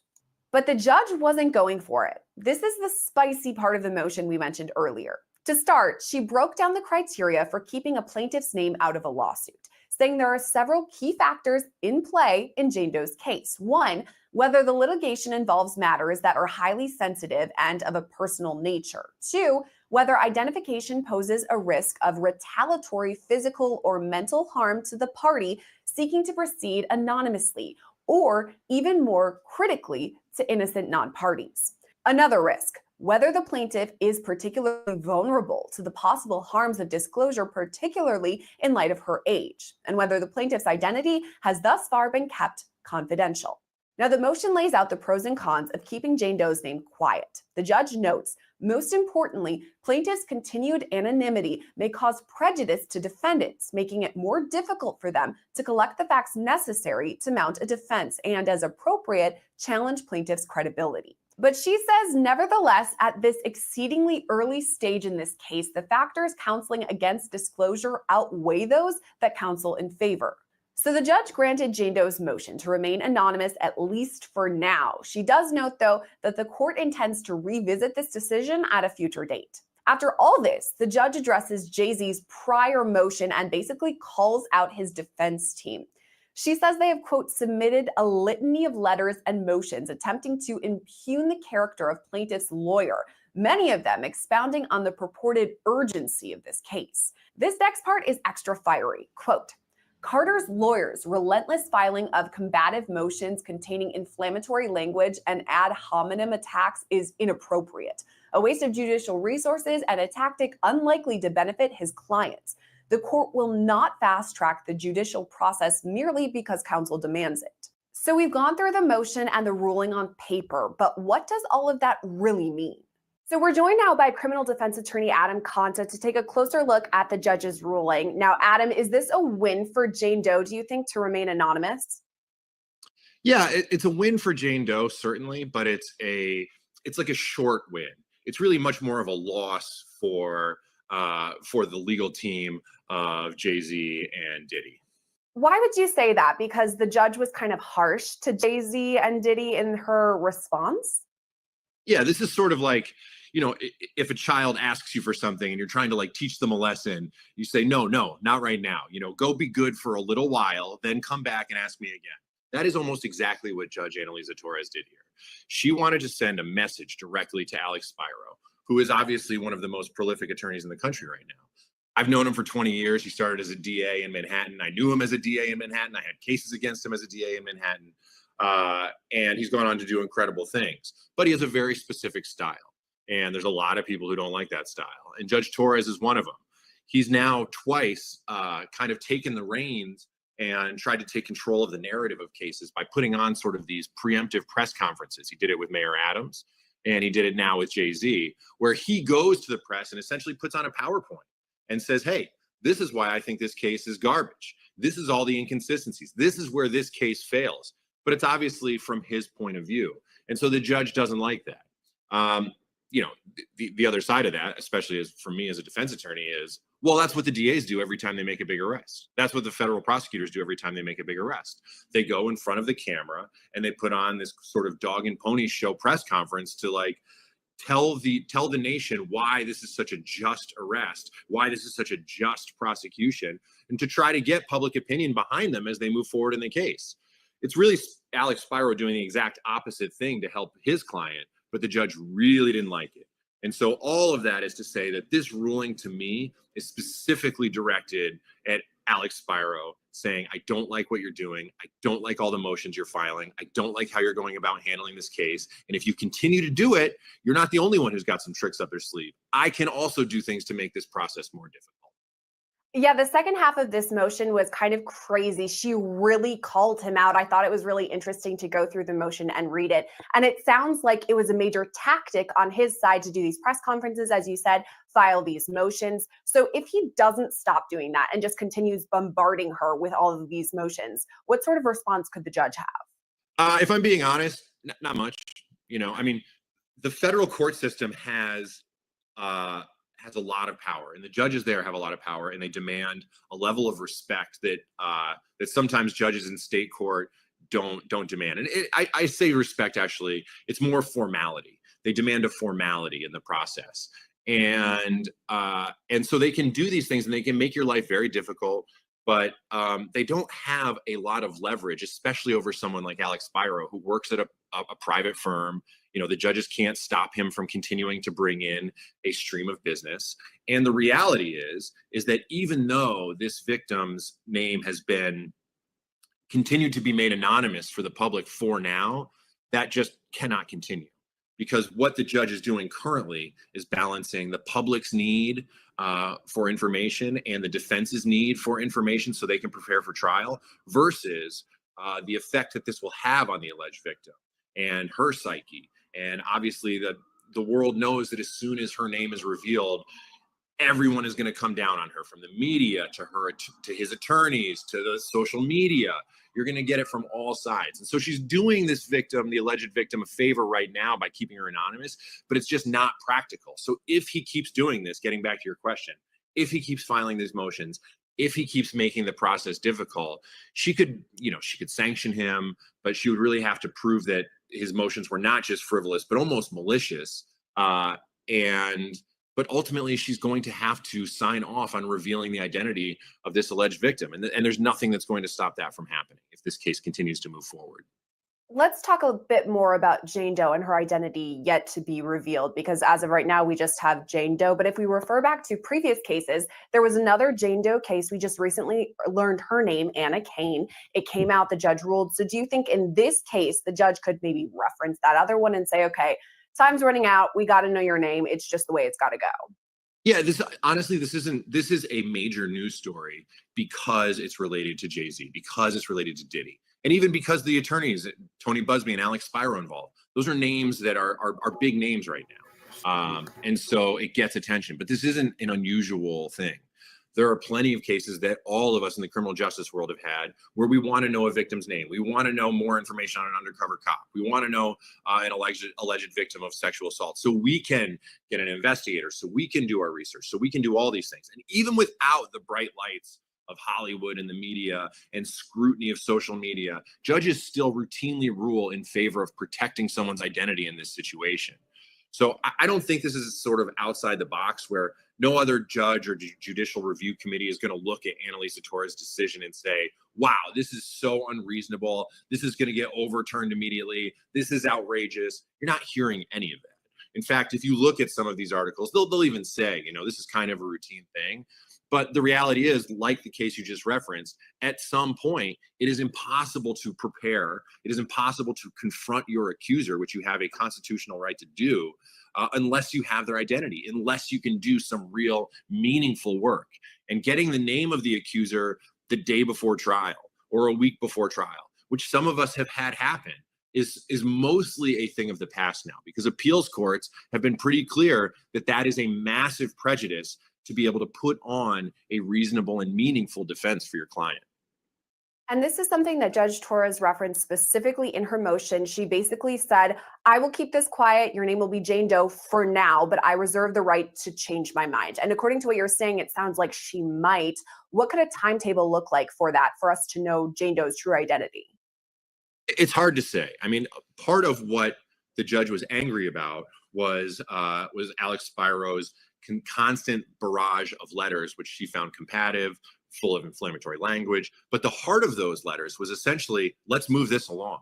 Let's do this as fast as possible. So even if she's trying to stop him from doing that, I don't think there's going to be a shift in strategy on trying to move this case forward as fast as possible. They want this case resolved and done as fast as possible. Now, sometimes that's just puffery, but we'll see as this case goes on. If you see a continuance of Mr. Spiro's sort of pursuing getting this to trial quickly, then that's going to shorten up the timeline.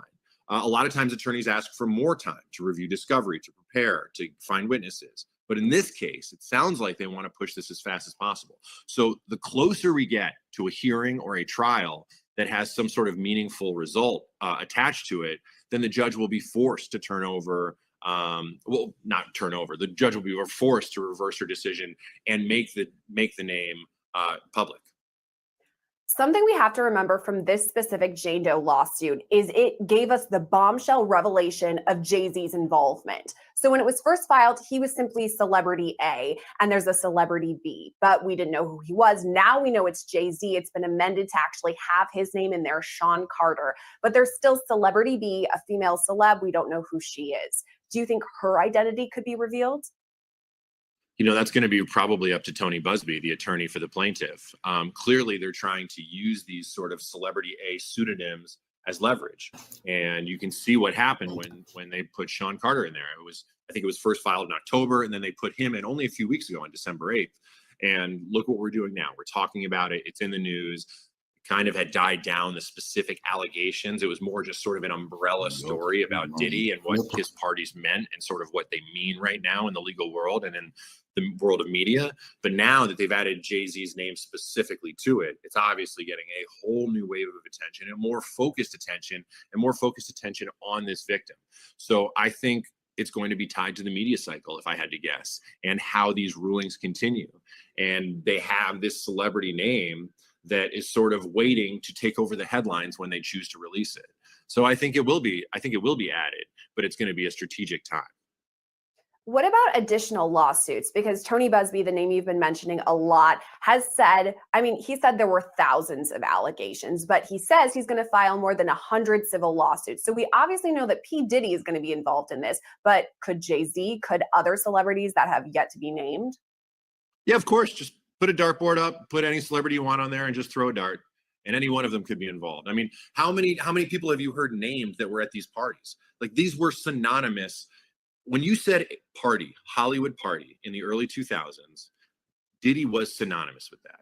There's a sketch you can find online of the opening scene to the VMAs, right? The MTV Video Music Awards. The whole point of the sketch is that everyone was at a Diddy party. The whole thing is surrounded about glorifying Diddy's parties. And so everyone who was hot during that time period was at one of these parties. I mean, Jay-Z, LeBron James, Ashton Kutcher. I mean, the list is endless of celebrities who were there. But obviously being there has no association with this type of wrongdoing. This is so beyond the pale of attending a party. And so, yeah, I mean, you could see anybody's name, but please keep in mind that just attending a party does not mean you were involved in some litany of sexual assaults on a minor or an adult. So I wonder, as this goes on, I think we're going to start seeing more stories on both sides. You just saw from Blake Lively, which is a completely separate story, but you can see from her and what's come about her recently that if you want to do a smear campaign against someone, there are firms out there. That's their whole job. And I think what we're learning right now is it's not that difficult. You get a few people and a few key pieces, and you can really turn the tide of public opinion. So now we're also starting to see stories about Tony Busby. And did he do some wrongdoing? And he's getting sued for things. I have no clue if he's ever done anything wrong in his life. I don't know the man, and I don't know the stories well enough to comment on whether or not what he did is right or wrong, or if there's any truth to it. But, I think a cautionary tale here is Michael Avenatti, who's Stormy Daniels' attorney, right? We all remember that guy shot to fame so fast, and everyone loved him because they could not wait to take down Trump with this porn star who he had paid off. But people didn't do their research. And then all of a sudden, this guy, Michael Avenatti, who was the hottest attorney in the country, who was on the way to like a political career and fame and fortune, where is he now? He's in federal prison because it also turned out he had blackmailed the executives of Nike for trying to do a smear campaign against them. So we're just at the beginning stages of the power of the media and people with malicious intent can do. And I think we're going to see a really ugly, play out here. Michael Avenatti, I haven't heard that name or thought about him in a while because you're right, he is in federal prison now. But you're good to remind us too that what we've been talking about today has been civil lawsuits, these allegations separate from the criminal ones that Diddy is facing. But it also begs the question, could the feds that eventually arrested P. Diddy, he's now charged federally, could they be taking a closer look at Jay-Z now that his name is out there in the public? They could be, but they certainly haven't tipped their hand at all. It was a much clearer path to see that Diddy was going to get indicted and that Diddy was going to have some real criminal legal issues ahead of him. Right now, all we have are allegations, and I'm sure there is evidence behind those allegations on both sides, both for innocence and for guilt, that people are looking at. But at the moment, it doesn't seem close to transitioning to any sort of criminal charges, to me. We're getting closer to 2025, just days, hours away at this point, and that means we will be in the same year as this trial is set to begin. I believe it's May 5th is jury selection for Diddy. What do you think about that? It's a pretty quick turnaround in my mind, but what are your thoughts? Will both sides be ready? Well, I don't know. It is a quick turnaround. It's a very quick turnaround, especially when there's this dearth of evidence. You're talking about potentially 150 witnesses. To be able to prepare for something like that is a monumental task. But Diddy's attorney, Mark Agnifilo, is incredibly skilled. He's incredibly talented and hardworking, and he has a team of people who can help him prepare. And again, like Jay-Z, so far, everything they've said to the media is we are going to push this as fast and as hard as we can to get this to trial, because once we get it to trial, we will be able to exonerate our client. And so that's really going to tell you everything you need to know about this case. Do they follow that timeline? Or in April and March, are they saying, well, actually, we need some more time. Maybe we push this off to November or something like that. We don't know yet. But right now, all signs that we have are that that is a very genuine request, and they very much want to get this to trial as fast as possible. Criminal, civil, whatever it is, we're obviously following any updates in the Diddy story, now Jay-Z too. But Adam Conta, thanks for coming on and breaking down this specific motion today. Thanks so much for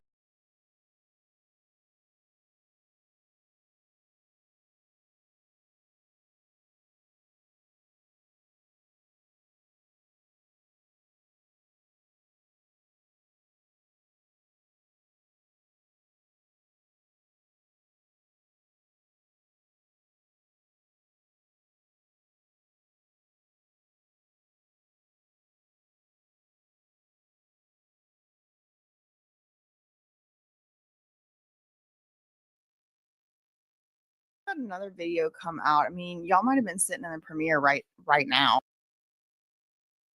Now, what is the memo for? It is in support of Diddy's motion for a hearing, for suppression, and for other relief.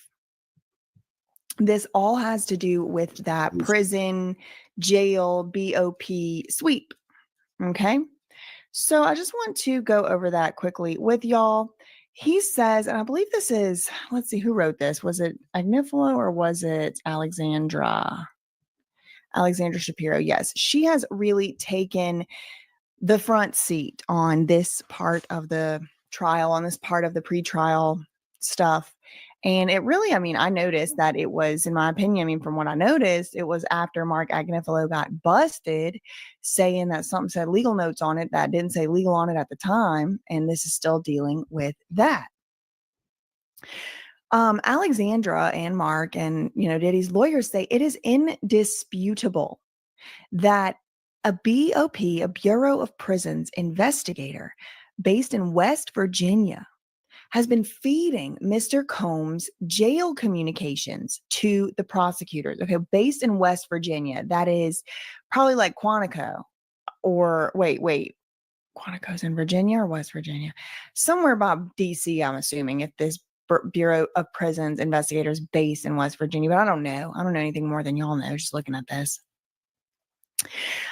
So Diddy's lawyers say it is indisputable that this investigator based in West Virginia has been feeding Diddy's jail communications to the prosecutors, to the feds.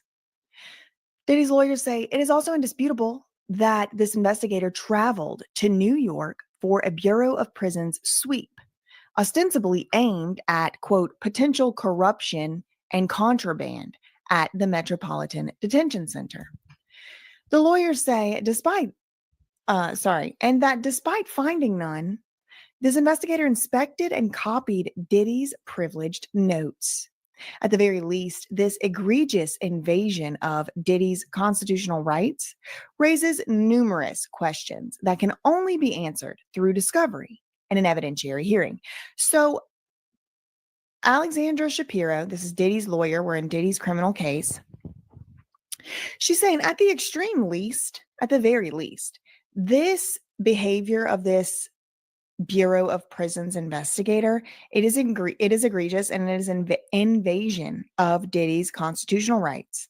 At the very least, it raises numerous questions that can only be answered through discovery and an evidentiary hearing. So he wants a hearing. The government's breezy response stoops to unjustified and irrelevant mudslinging and mischaracterizes the controlling case law and key facts about the filter team protocol.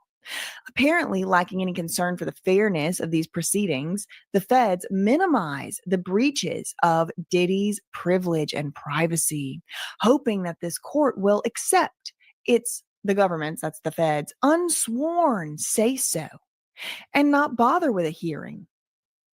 The defense has repeatedly, that's Agnifilo and Alexandra Shapiro, they're saying we have repeatedly presented sworn testimony signed under penalty of perjury and stuff like that as evidence. But the government offers no actual evidence, Alexandra Shapiro is saying, supporting its slippery and inconsistent claims about the underlying facts sufficient to meet the controlling legal standard.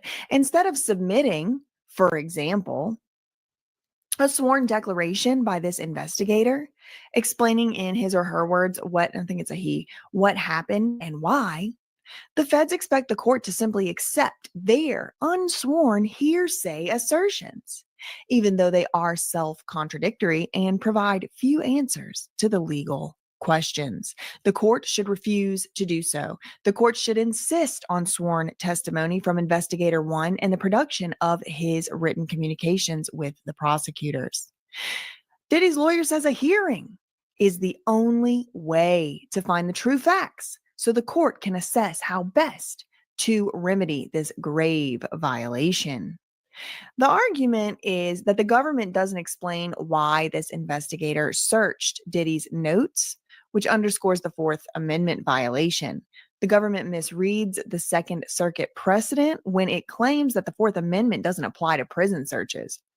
That isn't what they said either. They didn't say it doesn't apply. Like they said that it is, I don't know. I don't exactly remember, to be honest, but I'm pretty sure I remember them saying it is diminished a little bit, or it doesn't apply to exactly the same standards when you're in custody. The Second Circuit has squarely held that the Fourth Amendment scrutiny is required for prison searches.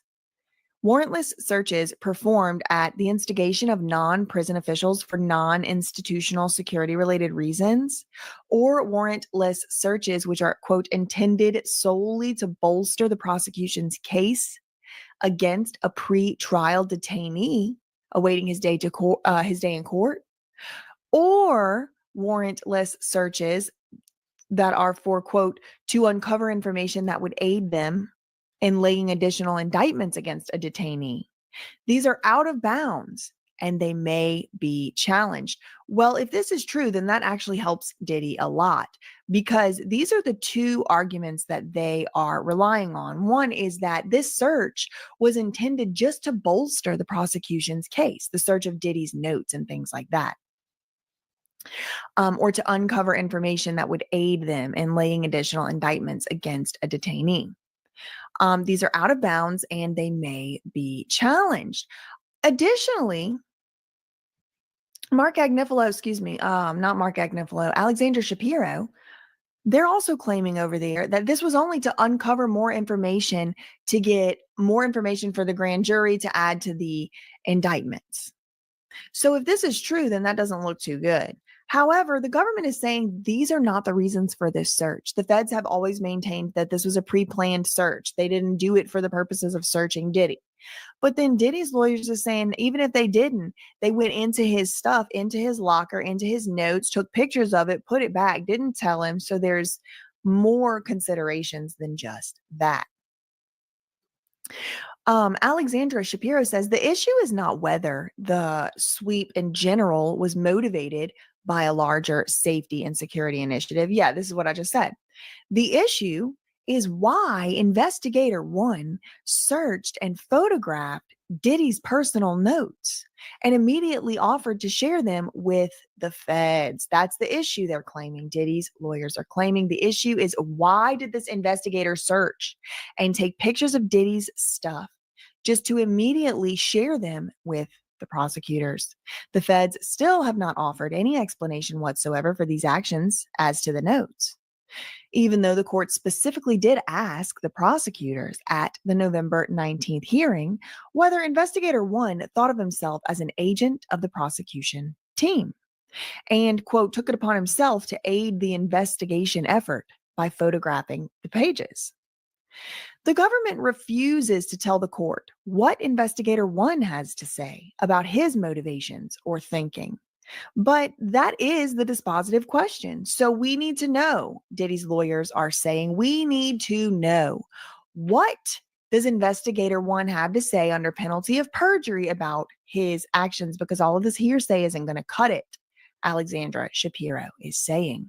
Rather than even attempting to provide any explanation from Investigator 1, sworn or unsworn or otherwise, the feds instead offer up a series of red herrings about things that, quote, may justify prison searches, but have nothing to do with the search of Diddy's notes or even the Bureau of Prison Sweep more generally. The government claims, for example, that a prisoner's notes may contain details of an escape plan or be used to hide contraband images. Diddy's lawyer said, so what? So what? That was plainly not what motivated the search or why Investigator 1 searched Diddy's notes. The far more likely reason, Alexandra Shapiro says, for Investigator 1's conduct is the same one that motivated his prior work on the case. Quote, he sought to collect evidence for this prosecution. So Diddy's lawyers are saying, that's all cute, fine and good, but it's not true. We know just as good as everybody that the more likely reason that this man came in here and took pictures of Diddy's stuff and all of that was to get evidence for this very case. The government admits that Investigator 1 had been reviewing Diddy's recorded phone calls and emails since Diddy was detained. Throughout that period, quote, the case team had communicated with him, I think it's the investigator, regarding Diddy's monitored communications and had issued legal process to obtain the communications. The government does not detail those communications, but it never denies the obvious. And they're saying the obvious in this case, quote, Investigator 1 understood himself to be investigating Diddy's communications on behalf of the prosecution team.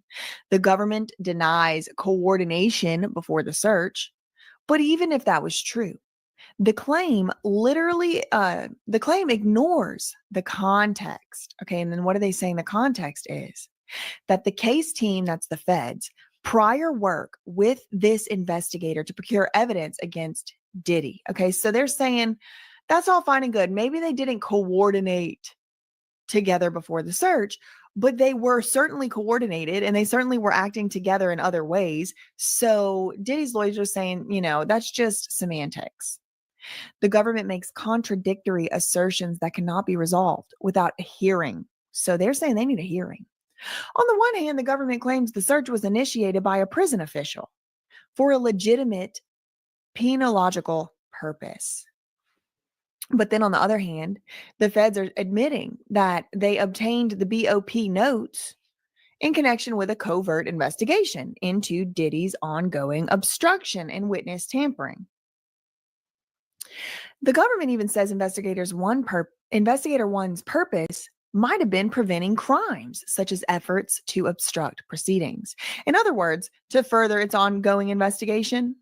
So Diddy's lawyers are saying, look, they kind of admitted that this was to further their investigation because they were, quote, working on preventing crimes, such as efforts to obstruct these proceedings. Diddy's lawyer says, which is it? If, as the government concedes, this investigator's aim was to uncover info to support additional charges and Diddy's continued detention, that is not a legitimate institutional security purpose, and it would violate Diddy's Fourth Amendment rights.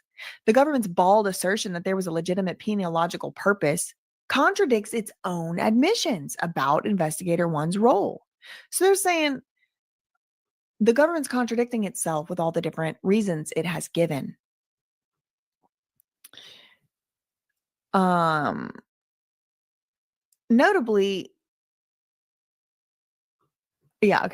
contradicts its own admissions about Investigator One's role in assisting the prosecutors to develop evidence against Mr. Combs for this case. And notably, this contention is unsupported by any affirmation or declaration. So they keep bringing it up. Diddy's lawyers keep repeating it over and over. There's no sworn testimony, Your Honor. We're over here signing stuff under penalty of perjury. We're giving you affirmations. We're giving you declarations. We're giving you affidavits. But we don't have any of those things from them. Where's their prosecutor affidavit, Investigator One affidavit, or a prison official?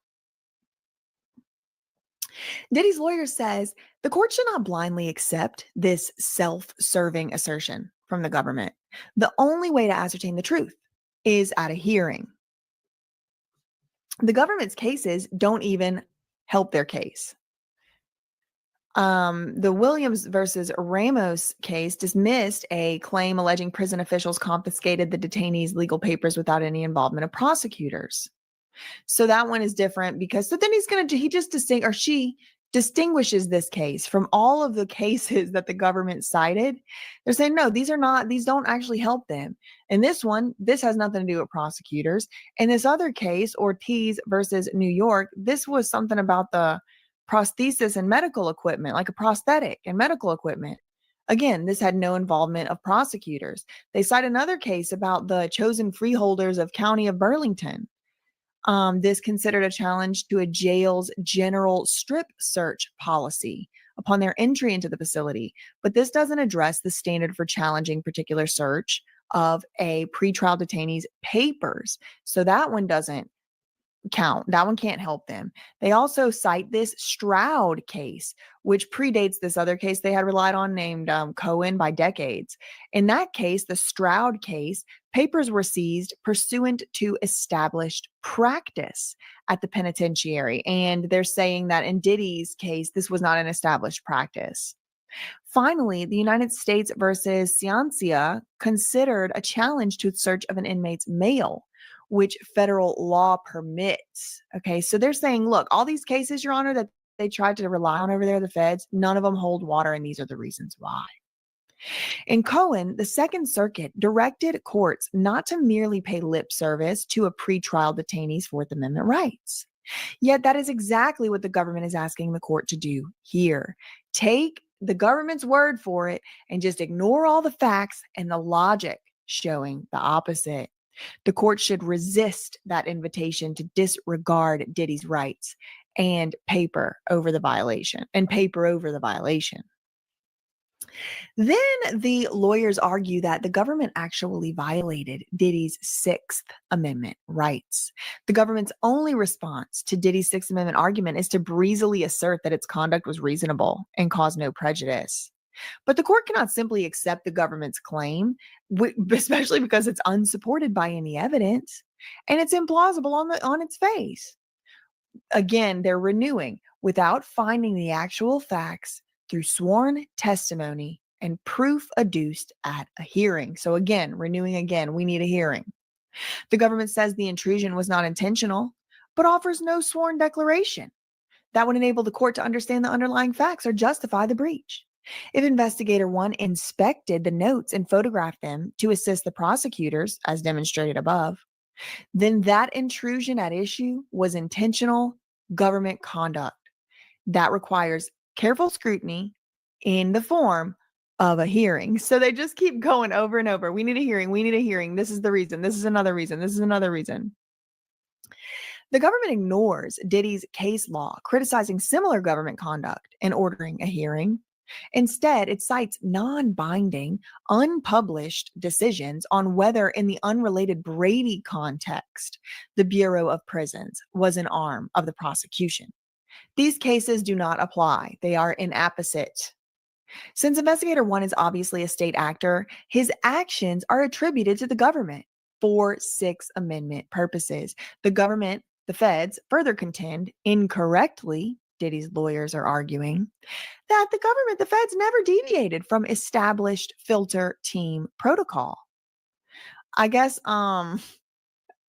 they stopped saying taint team now. Never deviated from established filter team protocol, the feds allege they never did. The feds allege they never did. And that Mark Agnifilo and Alexandra Shapiro have a misunderstanding about the protocol. Diddy's lawyer said that is simply untrue.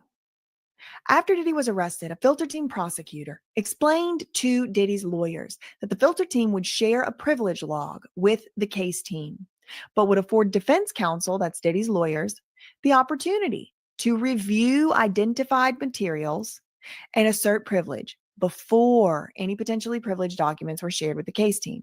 Okay, so Diddy's lawyers are saying the government told you, Your Honor, that they followed all of the protocol of the filter team, but that's not true, because they told us that their protocol was to tell us before they shared anything with prosecutors to make sure that we approved and we, we were gonna be able to raise the issue of privilege before it was just shared over there, and that wasn't followed.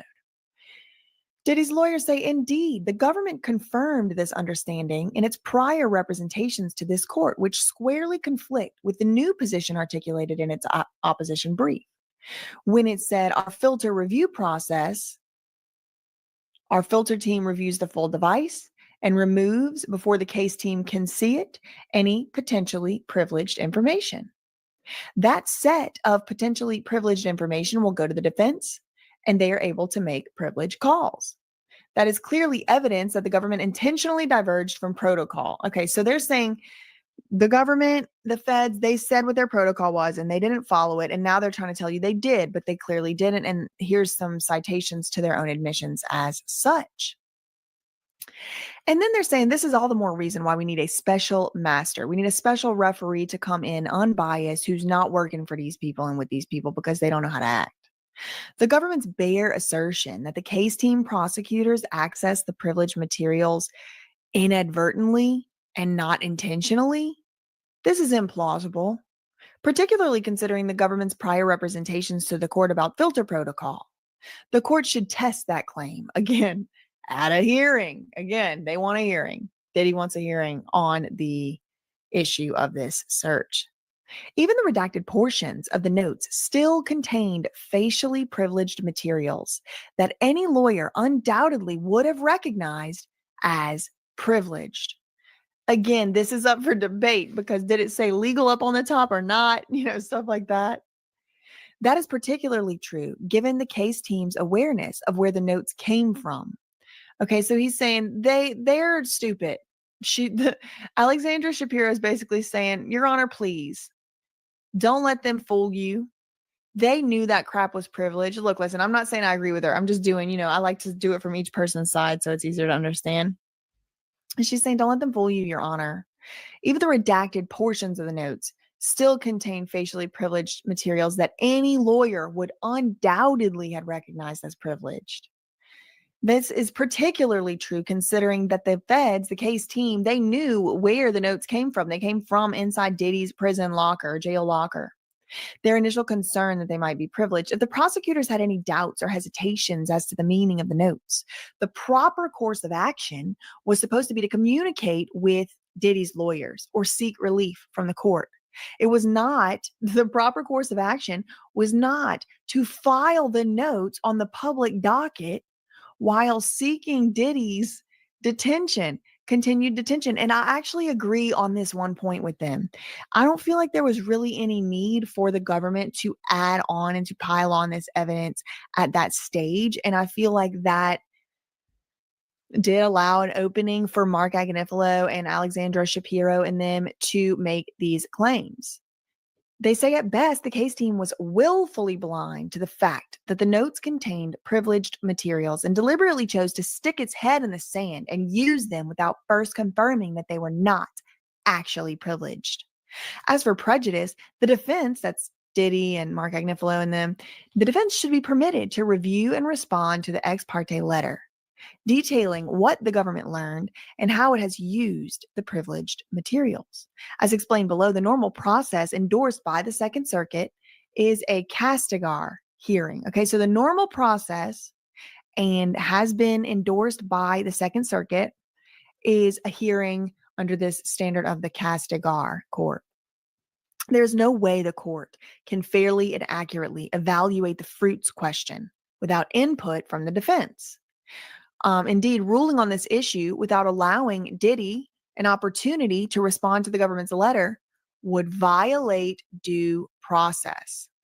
But I'm not sure that responding to the letter necessarily requires a hearing. Like, he could respond to the letter in a filing because the allegations were made in a filing. I don't see why he necessarily needs a hearing to remedy this, but, or she, you know, or whatever, but they're saying that they're pretty much pushing their weight around. They're saying if the court doesn't let them have a hearing, then that in and of itself will violate Diddy's constitutional rights. There is no way the court can fairly and accurately evaluate the fruits question, the fruit of the poisonous tree, I think is what they mean, without input from the defense. But input from the defense, does that mean a hearing? I don't think so. Alexandra says, indeed, ruling on this issue without letting the defense respond to the government's letter would violate Diddy's due process rights, which, quote, demands the opportunity to correct or contradict arguments or evidence offered by the government. And regardless, the government has clearly seen aspects of Diddy's trial strategy that it should not be privy to. Now, what was exactly in all these notes? I don't know. I have no idea because it wasn't all made public to us. It was only a very few, like, sentences that were made public to the public. The notes on their face are not just vague allusions to usual defense tactics. They reference how to discredit particular allegations and witness testimony, obtaining specific types of experts for trial, and collecting cross-examination material on particular witnesses. Moreover, the feds failed to explain why Investigator 1 rifled through 7 pages of additional privileged material to photograph pages 1 and 2 of Exhibit 1, or what Investigator 1 told prosecutors about those notes. Finally, the government admitted that it listened to Diddy's calls with family members and his attorneys and reviewed his messages with dozens of individuals, including attorneys. Yet it neither offers any explanation for this surveillance nor promises to refrain from such spying in the future. This further highlights, let me guess, the need for a hearing? Let's see. This further highlights that the prosecutor's invasion of the defense camp and violative use of the privileged information is likely just the tip of the iceberg. A hearing is required and the issue is not moot. The government, excuse me, the government seeks to avoid adjudication So the feds seek to avoid going to trial or going to a little hearing on this issue by offering to avoid using any fruits of their notes that they got from the Bureau of Prisons sweep. The feds claim that this gesture renders most of the disputes moot. But the suppression of the fruits is not merely a matter of grace in the government's discretion. It is required by law, nor is the need for the hearing moot. So the government says that, oh, we'll just be nice and not use it. We'll show grace. We won't use it. And so therefore the hearing isn't necessary.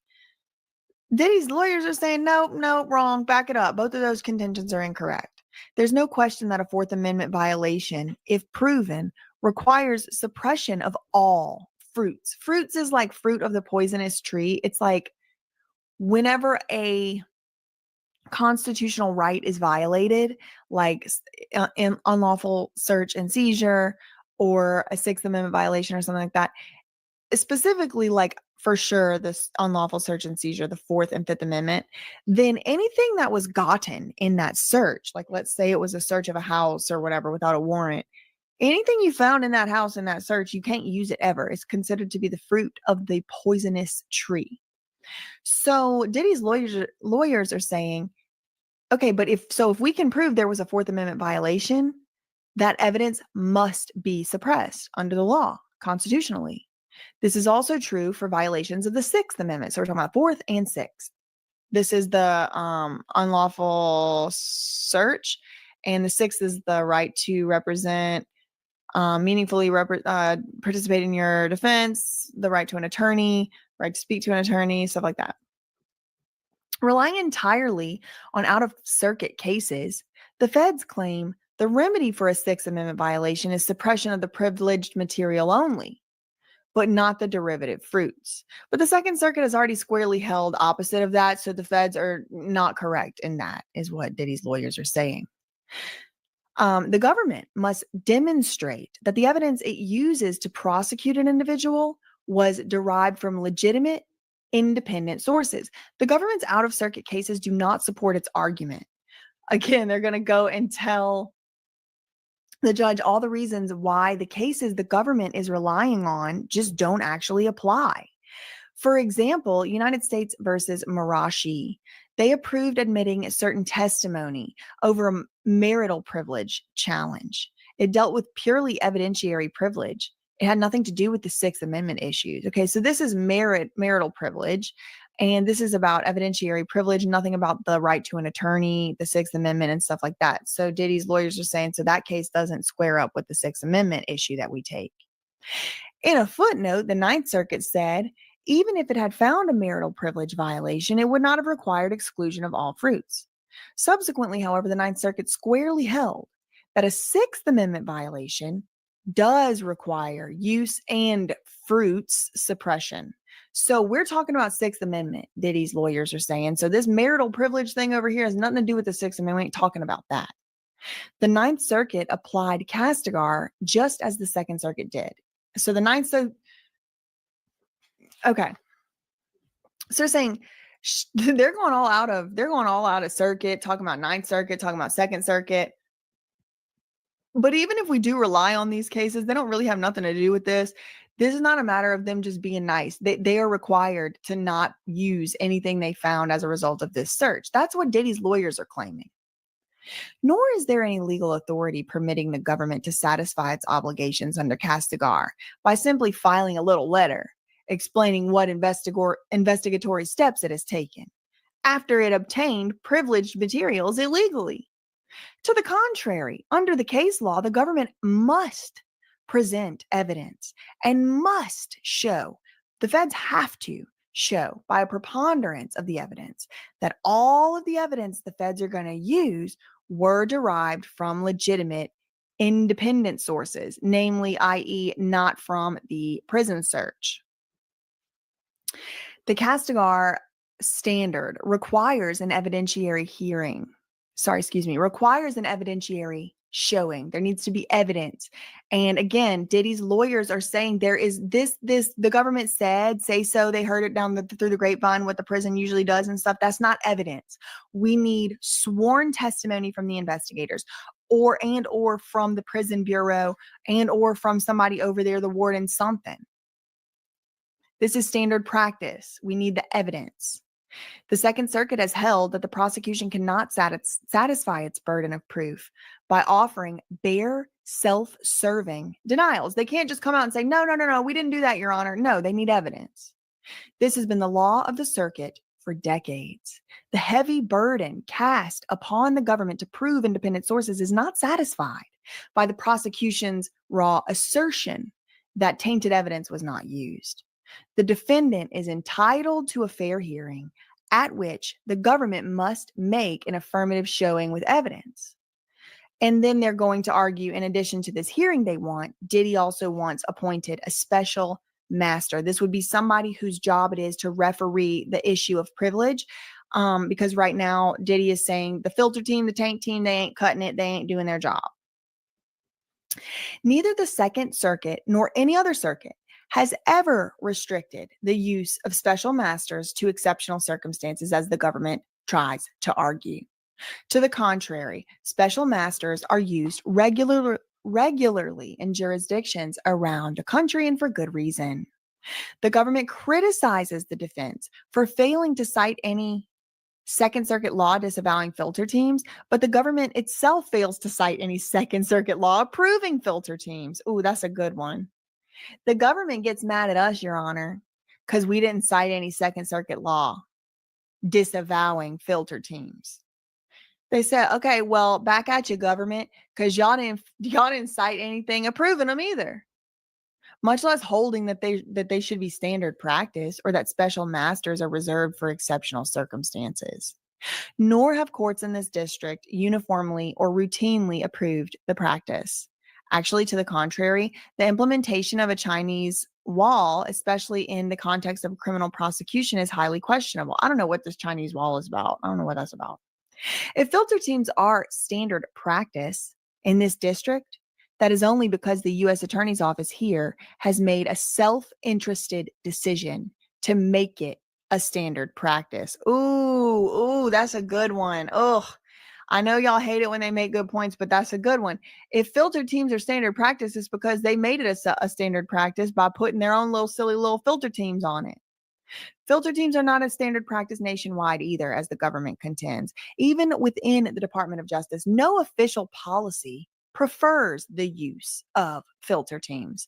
To the contrary, the U.S. Attorney's Manual expresses no preference between filter teams and special masters, and many courts around the country have rejected the idea that government-run filter teams should be, what is this?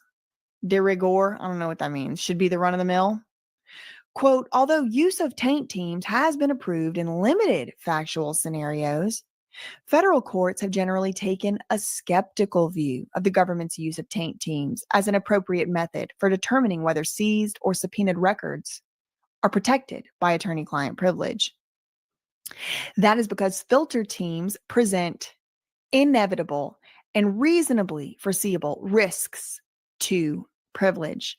For precisely these reasons, some jurisdictions require the use of special masters in circumstances where government searches are likely to obtain potential privileged material. So I kind of don't disagree with them here. I really don't see what the issue would be with having a neutral special master whose job it is to be focused on this. If I am a criminal defendant and I'm being tried by the U.S. Attorney's Office, I promise you I don't want people working for that U.S. attorney to determine what my rights are. That does feel off. That feels odd. And so if it's normal and doable to get a disinterested third party who doesn't work for any of the parties in the case, doesn't work for the U.S. attorney, but also doesn't work for Diddy either, I think that's fair to me. I don't see why the judge would deny this. I know. I have another video out. I didn't drop it new while y'all were watching it though. I dropped it before. Anyway, yeah, after this, y'all make sure to go check out. I did another video earlier. I think this is my fourth or fifth video today, but I did update. There's a new filing in the Jay-Z case, in the Jane Doe versus Jay-Z. Alex Spiro had got fussed at by the judge but all these little letter motions, and then here he is filing more letters today. So I did do a video on that. It's like 10, 12 minutes long.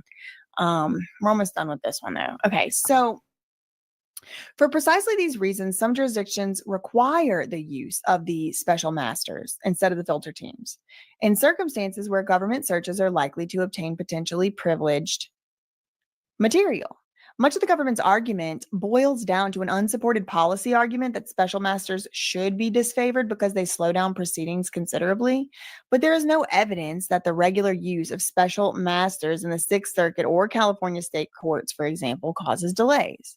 Nor is there any reason to believe a special master would be slower than a filter team if the latter was actually doing its job carefully. Oh, they had to get that one in there. Dang. Ouch. No statute, rule, or binding case holds that a filter team is preferred or that special masters require exceptional circumstances. If anything, special masters should be the standard procedure for obvious reasons, that the government's attorneys cannot be trusted to protect the defendant's privileges. Regardless, this court clearly has discretion to order a special master, and it should do so here because the filter team has already utterly failed to protect Sean P. Diddy Puff Daddy Combs' defendant's privilege. Dismissal and disqualification remain appropriate potential remedies. Mr. Combs, that's Diddy, reserves the right to seek to have this whole entire case dismissed and or to have the prosecutors on this case disqualified, which may be warranted upon development of the full factual record at a hearing. So again, they are renewing their allegation that what they find out at this hearing is going to come down to whether or not they're going to actually try to have this whole case dismissed. The whole case dismissed. She's saying we need a hearing so we can determine that. For the foregoing reasons, the court should order discovery and a hearing and other remedies as set forth in the opening memorandum. Whew, all right. Well, oh my God, y'all are funny. Stop. Okay, well, I am tired and have been. Cool, follow me.